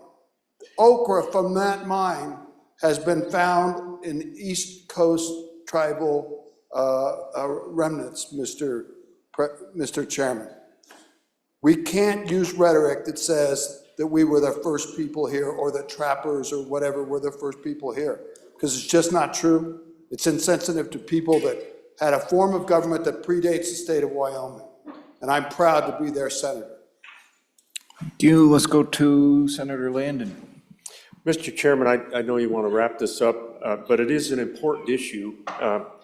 I just wanted to rise with a couple of random thoughts. It's been 6 years ago that I chaired your Transportation Committee, Mr. President, at that time, and we talked about this then. We talked about it years before that. It's time that we do this. Two things that come to mind. First of all, our entire commerce in the state of Wyoming relies on these roads. The second thing is our entire recreation. The reason that we love to live here, it all hinges on these roads. And a lot of those roads are hundreds of miles of county roads. And that affects, this funding affects those too. This is a big deal, and it's important. And the reason that we don't want to just kick it down the road another couple of years and just say, well, then we can take it out of the general fund. That's never going to happen, and we know that. As for not having information that we need, this is the one agency that you can get any piece of information you need. When we passed the 10-cent gas tax increase, way back in 12 or 13, over 10 years ago, there is a stipulation that the Department of Transportation keep a line item of how much that extra 10 cents and exactly where it went, and you can go on the website right now and find it. I can't say enough about the department and how they have managed, without any funding, to keep the roads as good as they have today. This is something I'm going to support because I supported it 6 years ago as your chairman. It is time that we do this, Mr. Chairman. Thank you. Thank you. I was going to give it to Senator Hicks, but I'll take it to Kolb and in that direction, Rothfuss. Senator Kolb. Yeah, thank you, Mr. Chairman. Oh, I look forward to an amendment that would, put this money towards our most heavily used highways. I think that's a good idea. And horizontal construction. I think that definitely goes towards the intent of trying to actually maintain our roads instead of buildings and other things that don't have as much impact. I just want to clear up one thing about this Green River Tunnels bypass misinformation. To be clear, that bypass route ended at the first exit in Green River. It never made it to the tunnels. There's a huge problem with topography over there. I was county commissioner when this was being discussed and paid for, this study. So there was no bypass around the tunnels. And maybe that is needed, but it would, I'm not an engineer with the YDOT, so I don't know how they exactly try doing that. But they were not in favor of the bypass road that paralleled Route 80 either at the time. It was strictly a county-city cooperative agreement is what was explored. So to be clear, there is no bypass that would get around the tunnels currently ever proposed because, and I'll just say it, the topography is just very difficult over there. That's the problem with the rerouting. You're forced down a corridor next to the Green River is really the problem around those cliffs. So just to be clear, that's what's going on. I wish, I want to deal with the tunnels also, but to be fair to the body, no plan to get around them currently. Thank you. Okay, thank you. Senator Rothfuss, will Senator Hicks and either the chair or Senator Brennan be ready to wrap it up? Senator Rothfuss.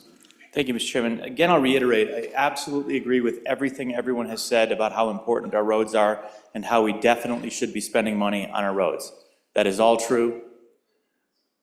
I surrender. You're all right. The challenge is that we have not in any way accounted for where the source of the revenue is going to be. And it's odd for me to stand here. It's my obligation to try and spend money and be over here and have y'all shoot me down. But in this occasion, I'm going to channel, one of my former colleagues from Laramie here and start my speech off saying, folks, and then hold up the goldenrod. Because it's critical that you understand that with this in place, when you look at the goldenrod on page 3, and we look at the LISRA and the required transfer to the general fund, that's line 43, page 3, you see $215 million being transferred from the Legislative Stabilization Reserve account to the general fund to cover what's currently on the table. That means that we don't have a balanced budget, that we're burning our savings at a rate of $215 million per year. $215 million per year. We're not even talking about the source of revenue. We're not talking about how much we're spending.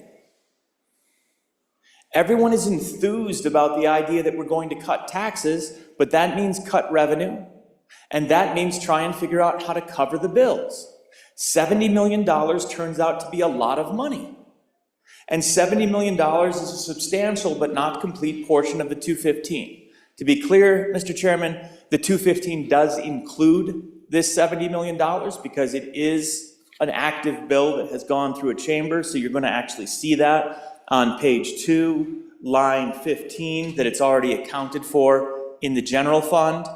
And then to cover that, we're going to take 215 out of the LISRA. So just so that everybody understands, it's in the 215. But in the long run, Mr. Chairman, where's that 215 coming from? Because when you look at the LISRA, we burn through that in just a few years, assuming we don't add more, and assuming we continue to have our incredible rates of assessed valuation, severance tax, and everything else that supports the schools, because right now, we're fortunate enough that 64% of the school funding is coming from the districts, local mill levy, 64%. We're doing really well right now. Some members in here remember a few years back when more than 50% of the school foundation program was being paid for by us in this legislature. So when that pendulum swings hard. That's hundreds of millions of dollars in swing that can take place in a year. And we're already running a budget deficit of $215 million. This is absolutely a great bill. But let's have a realistic conversation about how we're going to afford this bill before we go ahead and pass it like every other spending bill we've had this session, Mr. Chairman. Senator Hicks, then Senator Scott, and our two transportation people will be ready to close us out. Go ahead. Whoops, wrong one. There we go. Senator Hicks, go ahead. So, Mr. Chairman, let me take off where my colleague left off. Yeah, we've got $250 million that we transferred because we're spending more than the general fund currently has, but pick your little goldenrod up. That's just the general fund transfers, folks.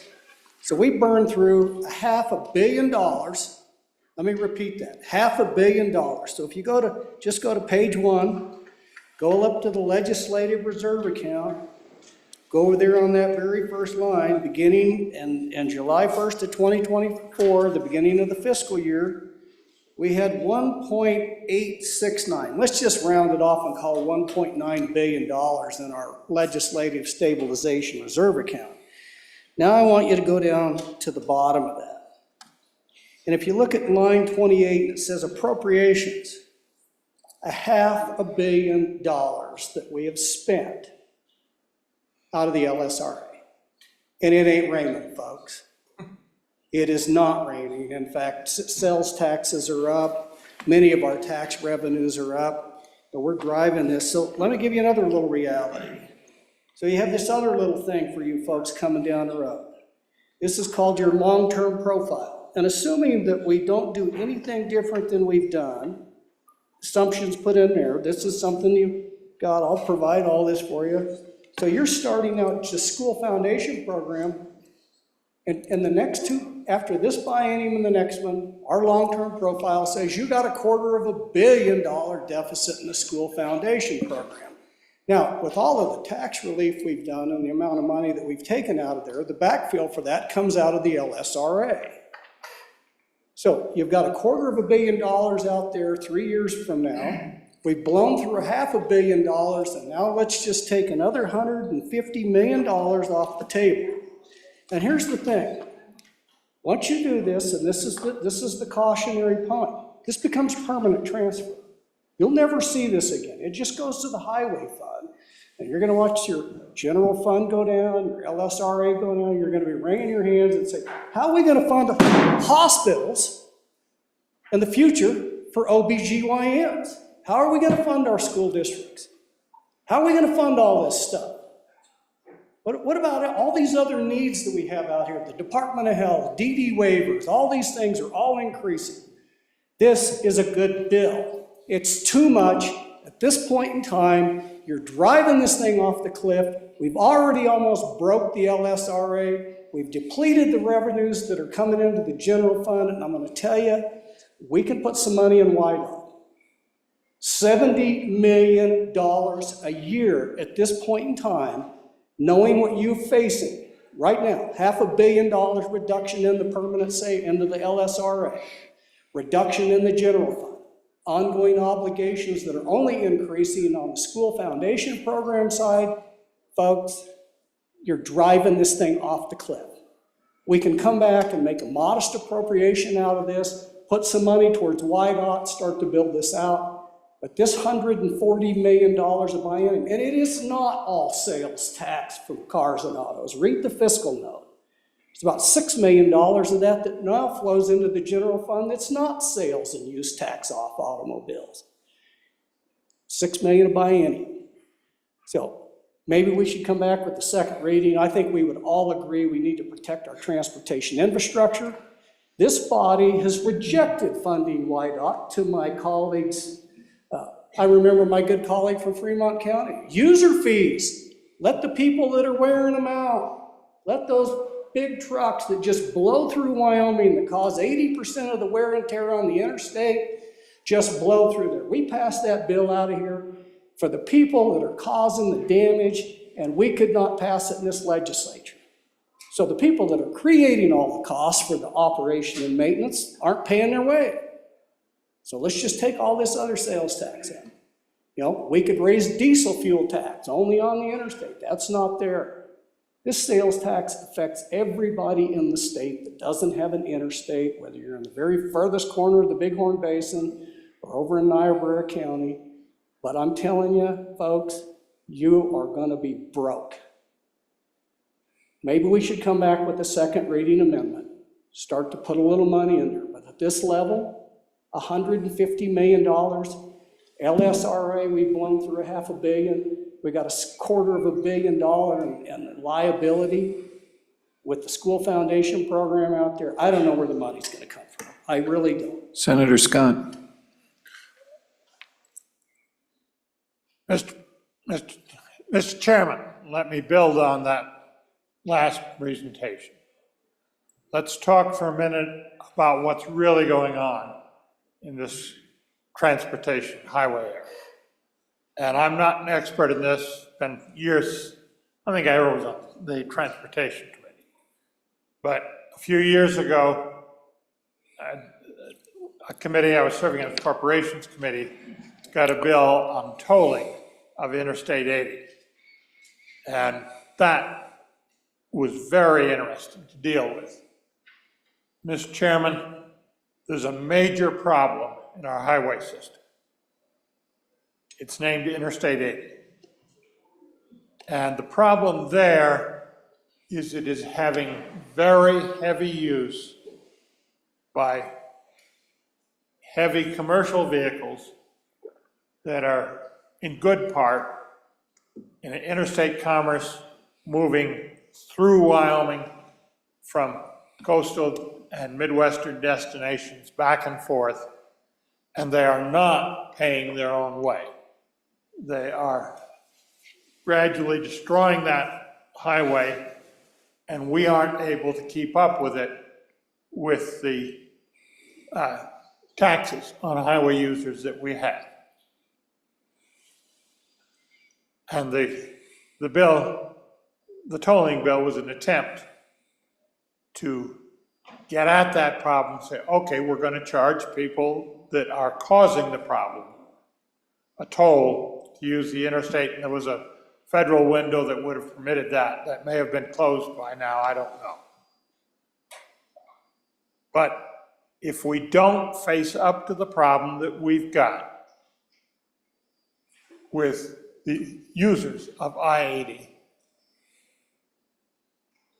being unwilling to pay for the maintenance costs that they are causing on the interstate, we've got a problem that's going to drain the rest of the state to support not Wyoming commerce, but the commerce that passes through, Mr. Chairman.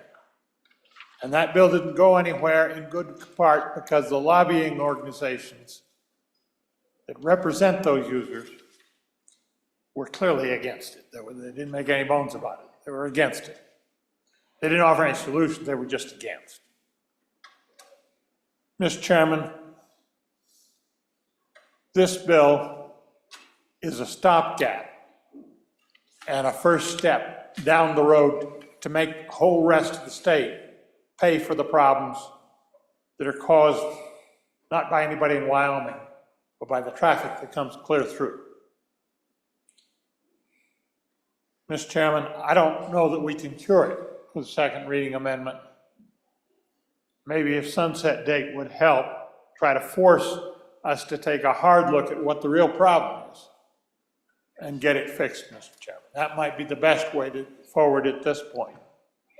But understand that this bill is just a stopgap, and it's not going to solve the problem, but it's a first step down the road that makes everything else in Wyoming pay for usage that is not particularly to our benefit, but is something we have because we are the natural route, coast to coast, that is perhaps the best crossing of the Rocky Mountains.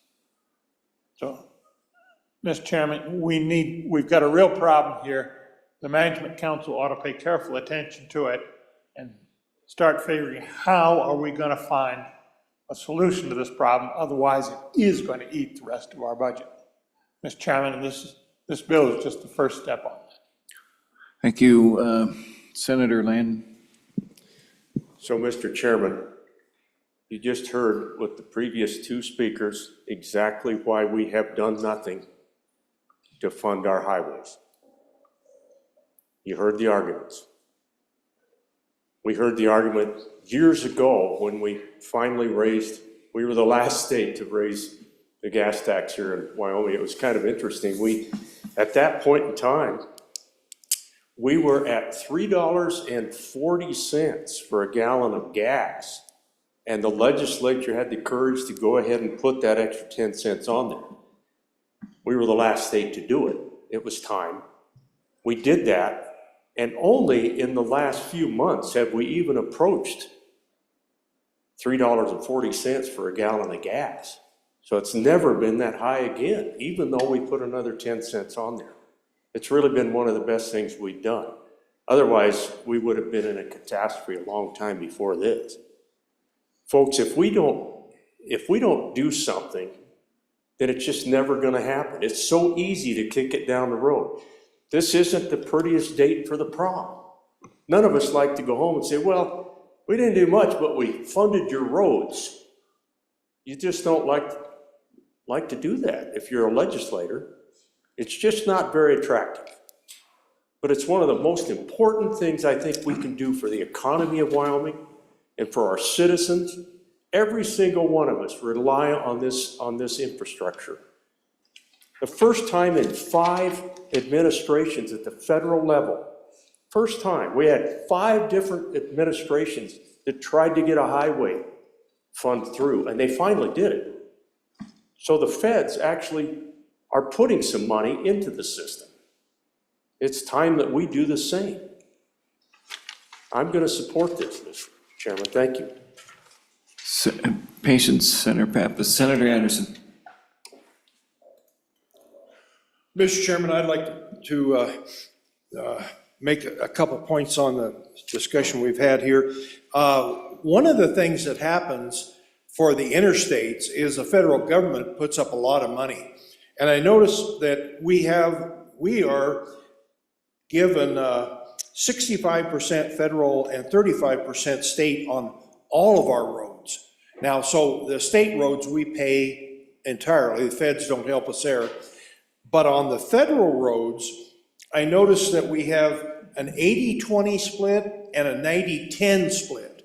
So on some of those road projects, we only pay 10% of that on interstate. And that's the way the federal government helps us with that, so that we do not have so much money to spend on those roads. So to say that those roads are the ones that are killing us, we are spending a lot of money on them, but a lot of it is federal money. The other thing is, I've been working on this for 53 years. In my 40-year career, we worried a lot about funding for state highways. And the state highways have taken a hit numerous times, decreasing the amount of money that the state would put into them because it was an easy place to take money away from. And we have not supported our state highways, and I think we should do it with this one. like it says, like the previous speaker said, it's just a stopgap measure. It's a small amount, 70 million a year, but at least gives them some leeway. And I do like the idea of a second amendment that puts it all to horizontal. Thank you. Chairman Pappas, you want to close us? Thank you, Mr. Chairman. Good discussion today. I think that almost everybody has valid points, right? We all know that our roads need help. No doubt about it. We all know that we're running out of money. No doubt about that as well. The question is, are we going to be penny wise or pound foolish? Are we going to neglect something that we know is going to cost us 8 to 12 times more if we delay it? I have seen that, and I've seen this body do that in school construction and in other construction, sitting on as your liaison to this State Building Commission. I've seen how we've pushed projects down the road, and then we come back and pay 12, 15, 18% more the next year. Frankly, I think that even though everybody is concerned with our finances, perhaps we ought to think about cutting some of the other things we're funding instead of cutting something that is really to the heart of our economy, to our tourism, to our ag, to our oil and gas, to everything we do in Wyoming. And I'm afraid that if we kick the can down the road, as we have in the past, one of these days we're not going to be kicking it anymore, because that can is going to be so heavy, we're not going to be able to pick it up. The cost will be so great if we don't start putting a little bit of money. As was said, this is only a part of what they need. And if you want to put an amendment on to do just horizontal construction, I think that is not wise, but in order to not lose the bill, I would agree to that, because there's things that need to happen outside of just the roads and our bridges. But don't want to rehash everything we said. Vote your conscience. I know we need the roads, and I know it's expensive, but I think we need to do it. Thank you. Okay, question being called. House Bill 33, Vehicle Sales and Use Tax Distribution Highway Fund. All those in favor, Senator Pappas' motion, when the committee of the whole rises to report that it do so with a favorable recommendation of House Bill 33, say aye. Aye. As opposed, nay? No. Going with the ayes. Okay. Next bill for our, do I hear a division? No. Good enough. Next bill for our consideration, House Bill 311. Oh, there was one. Okay. Wait. All those in favor, division being called, all those in favor stand.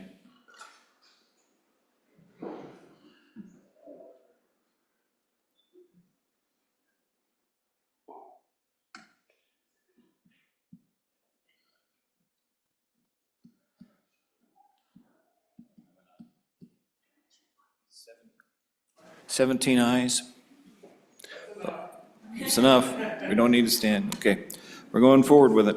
Next bill for our consideration. Do I need to do a roll call? No. Okay. Next bill for our consideration, House Bill 311. Please read it in. House Bill 311, Exemption for Transported Fuel and Power Sales Amendments, an act relating to taxation and revenue, sponsored by Representative Locke, was referred to Committee Number 3, which returned a committee recommendation that it do pass amended. Ayes Senators French, aye to McEwen and Pappas, no Senator Case. Senator McEwen, Chairman. Senator McEwen, and there is an amendment. Give us some direction along the way. Senator McEwen. Without objection, I'd like to lay House Bill 311 back one day. Absent objection, House Bill 311 will be laid back. on general file. Go ahead, Senator Rothfuss. So laying back on general file just means it goes back to the majority leader to schedule, so it's without prejudice, will be laid back. Absent objection. Floor leaders. Okay. Next bill for our consideration, House Bill 181. Read it in. House Bill 181 engrossed funeral contracts, investment and bonding requirements, an act relating to insurance, sponsored by Representative Larson, was referred to Committee Number 9, which returned to committee recommendation that it do pass. Ayes, Senators Anderson, Cooper, Jones, Nethercott, excused, Senator Rothfuss, Senator Anderson, Chairman. Senator Anderson. Mr. Chairman, I move that when the Committee of the Whole rises to report, they do so with the recommendation that House Bill 181 do pass. And to explain this a little, Bill, is Senator Schuler. Senator Schuler. Thank you, Mr. Chairman. I bring you House Bill 181, Funeral Contracts, Investment and Bonding Requirements. Just to give you a little background, Wyoming Funeral Directors' prepaid funeral plans are pre-need funeral contracts that are regulated by the Wyoming Insurance Division. The pre-need agreement is a contract for goods and services required at the time of death. Wyoming Funeral Directors deposit that money in a trust fund with the hope that the fund will keep up with inflation and grow so that when needed, the fund will pay the actual funeral costs. The funeral director assumes all risk and guarantees services at the time of an individual death. So the issue really here is that trust fund investment opportunities are limited right now under current rule. So the association's master trust portfolio has lost money for the last 20 years. So unless the trust can be allowed to experience market rates of return, it's exceedingly difficult to outpace inflation. When funeral expenses exceed the pre-need contract benefits, the funeral home must absorb the actual costs. So the buyer has a contract, the services will be provided regardless of when the death occurs and regardless of the increased costs. So regulatory change is critical. In some cases, local funeral directors are losing an average of $400 per cremation and $1,400 burials under current investment regulations. So if you take a look at the bill, a few simple amendments, start on page 2, line 16, we just take out the archaic language, refers to the federal building and loan, and it brings it back to the more common term, federal savings and loan. Page 2 also on 18 and 19 allows the irrevocable trust, I'd have a hard time saying that, to be invested according to 4-10-901 through 902, which is the Uniform Prudent Investor Act that this body passed in 1999.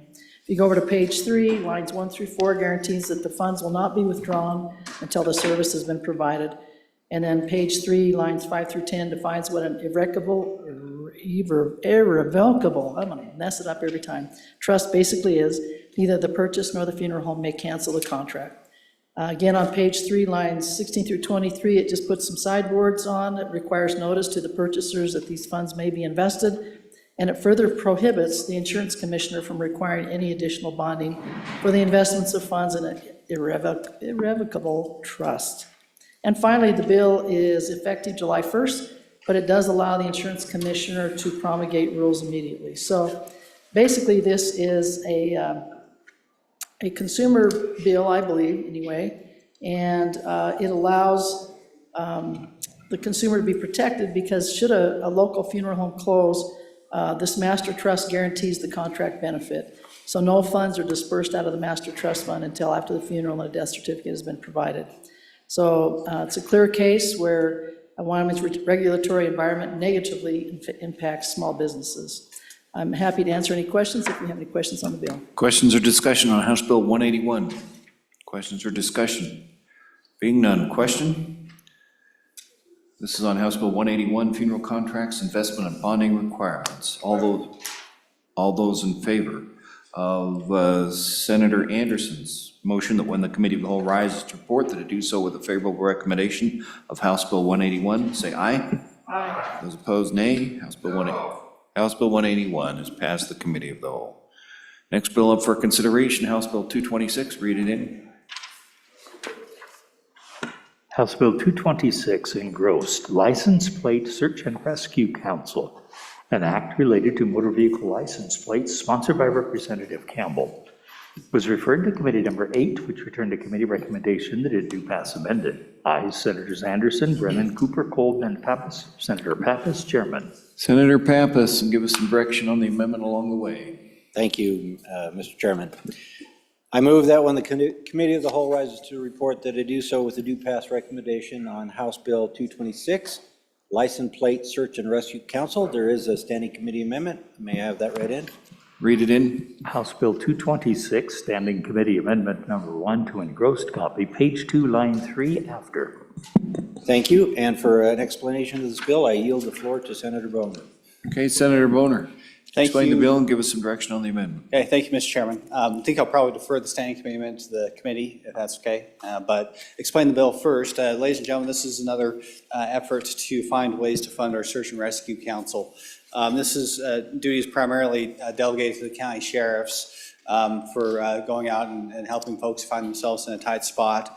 Over the years, their mission demands have only grown as we go out and enjoy our beautiful outdoors more than we ever have, and certainly, find ourselves in difficult situations more than we ever have. This bill is a way to find ways for voluntary funding of that important and vital work of government. So what the bill does is it establishes a license plate that not only recognizes our search and rescue professionals, but also allows an opportunity to raise funds to support their efforts. There's currently an account in the Department of Homeland Security within the governor's office that is currently being used to reimburse some. Hold just a minute. Let's quiet the back a little bit, please. Thank you. Continue, please, Senator Boner. Okay. Thank you, Mr. Chairman. And so it uses that existing fund within the Department of Homeland Security, which on occasion does reimburse your local law enforcement for the work that they do for search and rescue. And so all that the bill does is based off of, I think the UW plays a pretty good example, where we have a, maybe above average fee, $150 in this case, to get the plate, then a $50 fee on the annual basis after that to continue providing some revenue to continue to use the plate. Also, there's an opportunity for voluntary donations above that, not just through your license renewal, but also through direct distribution or direct donation to the account itself. So recognizing, the need for funding this basic function of government, but also recognizing that we're not passing any tax increases anytime soon, Mr. Chairman. This is one way that we could help these law enforcement professionals and volunteers that do excellent work at keeping the public safe. Okay. So with that, I actually had about 3 bills in committee at the same time. This one was being considered, so the good House co-sponsor presented the bill. I'll have to defer to members of the committee to explain the standing Okay, committee. let's go ahead and do that right now, and then we'll go out for questions. Mr. Chairman, you read it in, but you want to move it?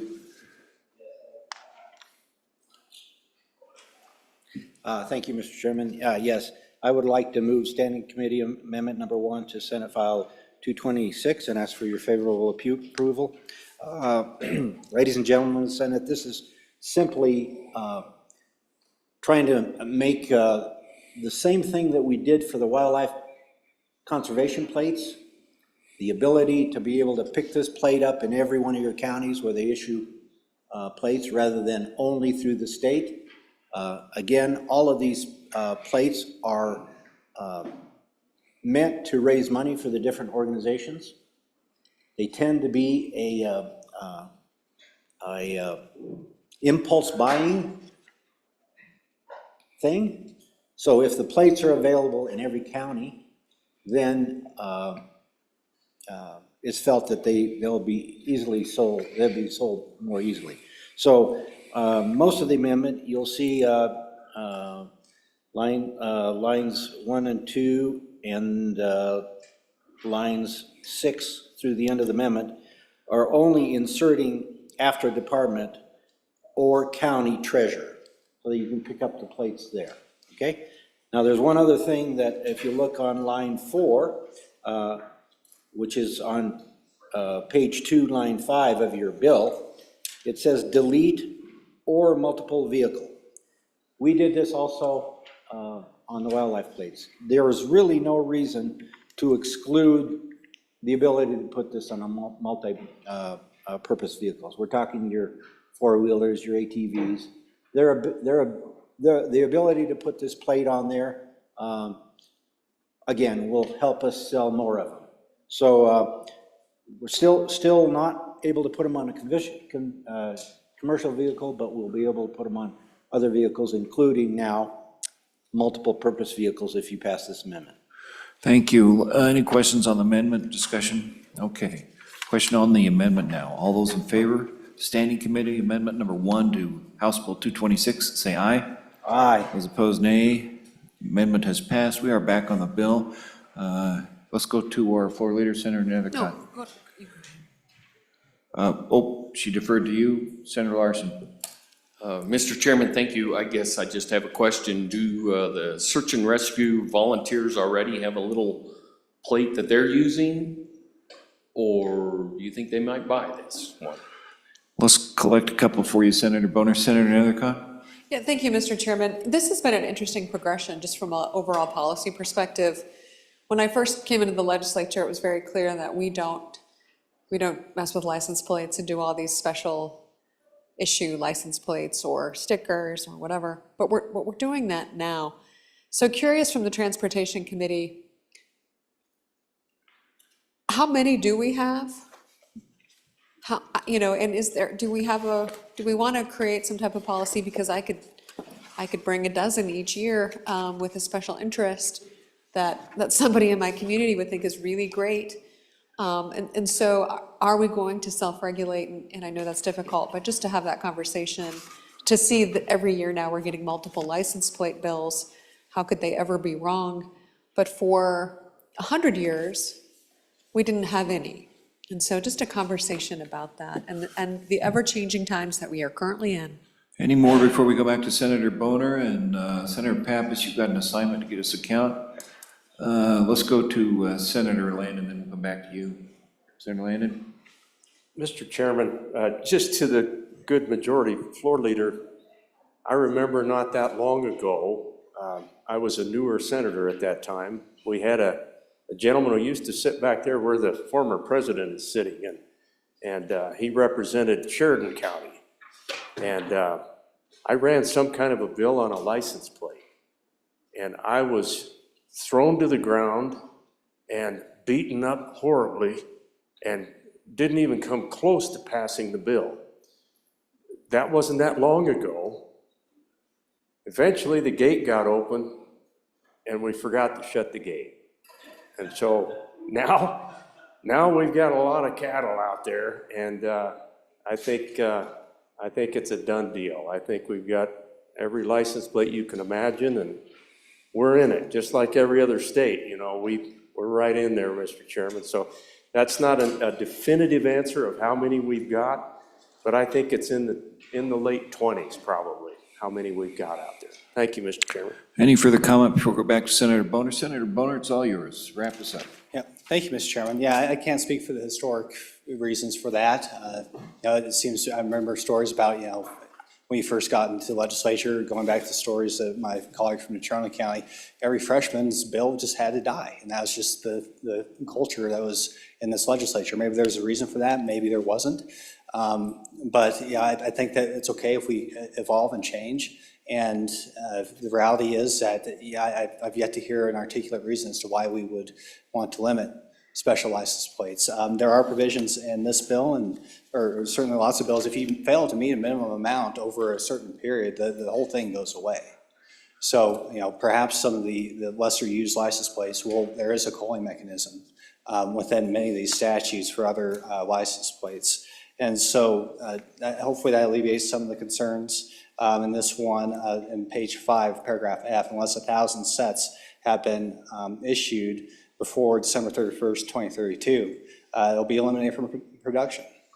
And so there's a natural culling mechanism in this, and that's standard language throughout all these specialty license plates bills. So hopefully that alleviates some of the concerns. If it just isn't that popular, it'll go away. And maybe we'll see that over the coming years with some of the ones that haven't quite caught on as much as, say, the conservation license plate or the UW plates. Those are the more popular ones. And but let's give it a shot. Let's give it this does something meaningful for our first responders. And I think it's okay if we don't necessarily just follow the traditions that have always been here, even before, frankly, I was in, it sounds like. So obviously there's, to answer my colleague from the basin, I don't believe there's any opportunity to utilize these license plates by the folks who are doing the work, but I imagine it would be popular with them. Hopefully I imagine there's a lot of pride in their work, and this is one way to represent that in addition to providing a little bit of funding. Thank you. I think your chairman has a follow-up comment, then we'll go for a question. Go ahead. Senator Pappas, oops, hit the wrong, there you go. Thank you, Mr. Chairman. To answer my fellow colleague from here in Cheyenne, I don't know how many plates there are out there. I can get that number for you. The issue really is on how we actually do our plates right now. Right now, we issue plates every 8 years, and then we throw them all away, right? Take them off your car, even if it's perfectly good, and throw them away. It's not a good system, and most states are getting away from that. I believe there was a bill in the other house, and I actually don't know where it's at, to change that, where it's on-demand printing.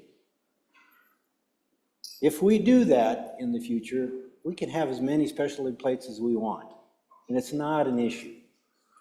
And when I have my plate on my car with my special number, I can keep, and I keep mine in my garage, it could last 20 years. I don't have to change that plate.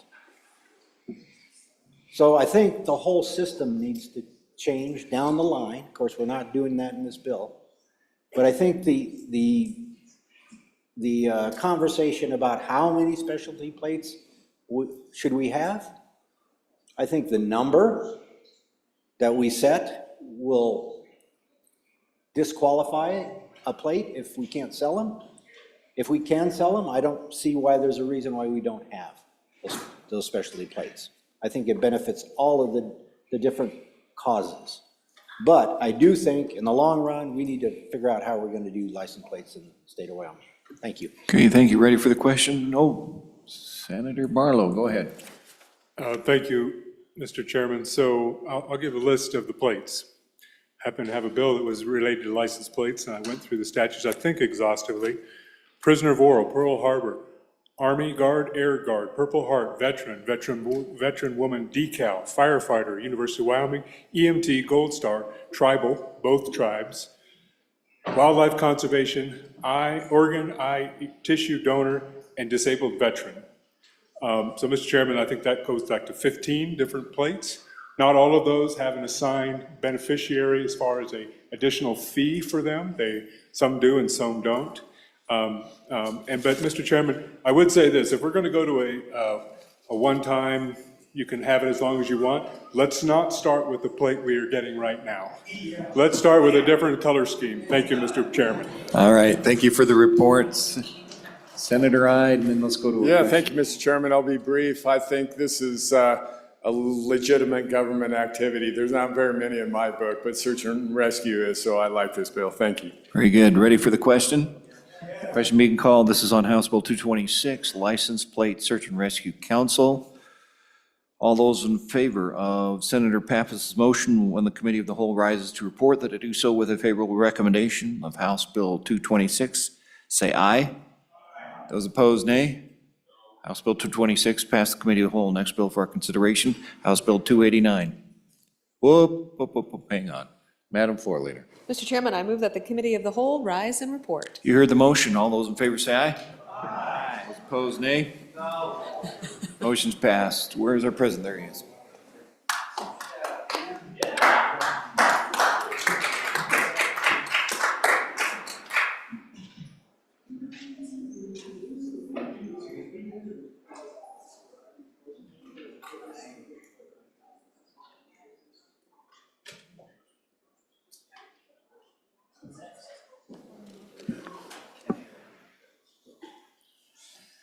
All right, Randy, let's hear that Committee of the Whole report. Mr. President, your Committee of the Whole, having entered into considerations bills on general file, begs leave to report as follows.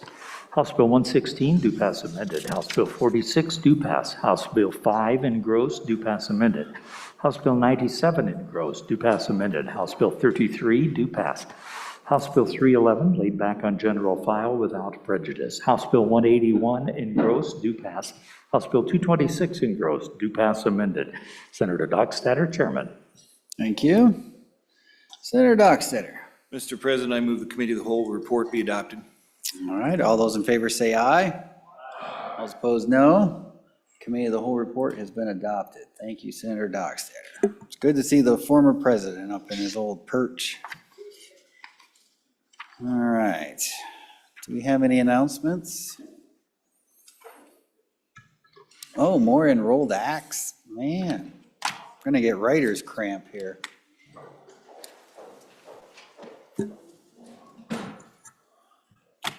Signing of enrolled acts. Senate Enrolled Act 18. The Senate Enrolled Act 18, being original Senate File 63, an act relating to state lands. I'm about to sign Senate Enrolled Act number 18, being original Senate File 63.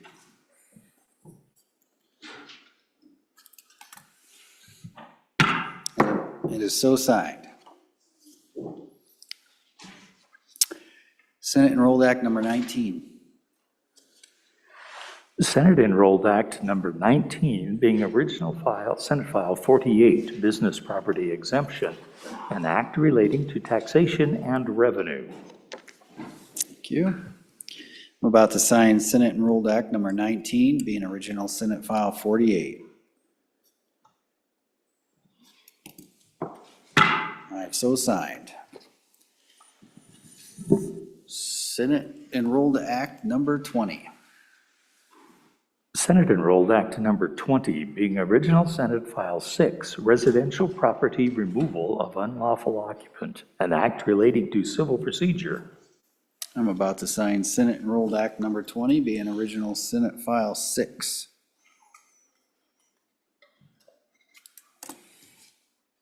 I have so signed.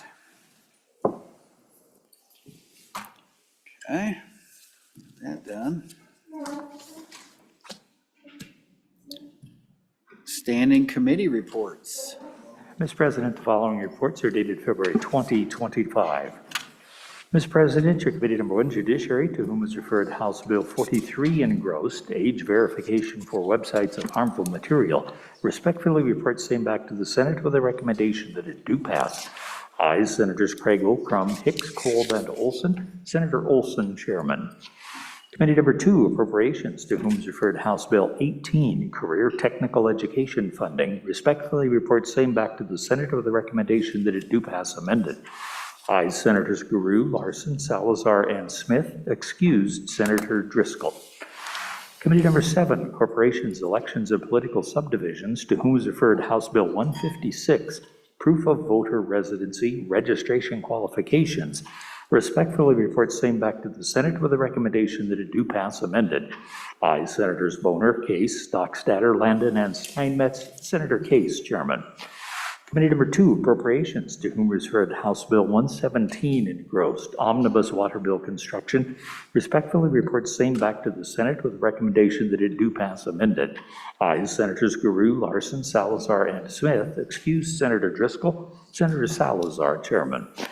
Committee number 1, Judiciary, to whom is referred House Bill 72 engrossed, Protecting Women's Privacy in Public Spaces Act, respectfully reports same back to the Senate with a recommendation that it do pass amended.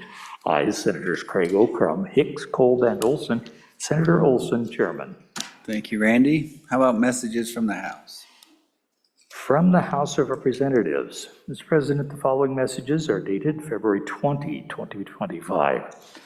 Message number 329, concurrence requested. Senate File 64, Wyoming opposes mandatory electronic ID devices livestock, passed on third reading in an amended form. Ayes 54, noes 3, excused 5. House respectfully asks the Senate to concur by adopting amendments. Message number 330, concurrence requested.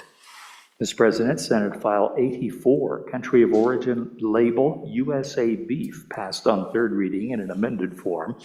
Ayes 59, noes 1, excused 2. House respectfully asks the Senate to concur by adopting amendments. Message number 331. Mr. President, Senate File 168, Budget Reserve Account Repeal, passed the House on third reading. Ayes 45, noes 15, excused 2. Signed, Katie Talbot, House Chief Clerk. Thank you. Senator Larson, did you have a privilege of the floor? Yes, Mr. President, thank you. I'd like to invite the fellow senators to the Alec, Wyoming reception tonight at the office on Pershing from 6 to 8. You can learn a little bit about the American Legislative Exchange Council, so hope you can make it. Thank you, Senator. All right. Joint Conference Committee appointments? All right. We have a couple of Joint Conference Committees appointments here. Senate File 69, Joint Conference Committee 1, the Senator Salazar Chairman with Senators McEwen and Garou. Senate File 33, Joint Conference Committee Number 1, dealing with Senate File 33, Non-Citizen Driver's License and ID Card Revisions. Senator Pappas, Chairman. Senators Kolb and Case. Return with honor. Okay. Madam Majority Floor Leader, that clears the desk. Mr. President, I move that we stand adjourned until, until Friday, February 21st at 10 a.m. Adjourned until 10 a.m. Any announcements?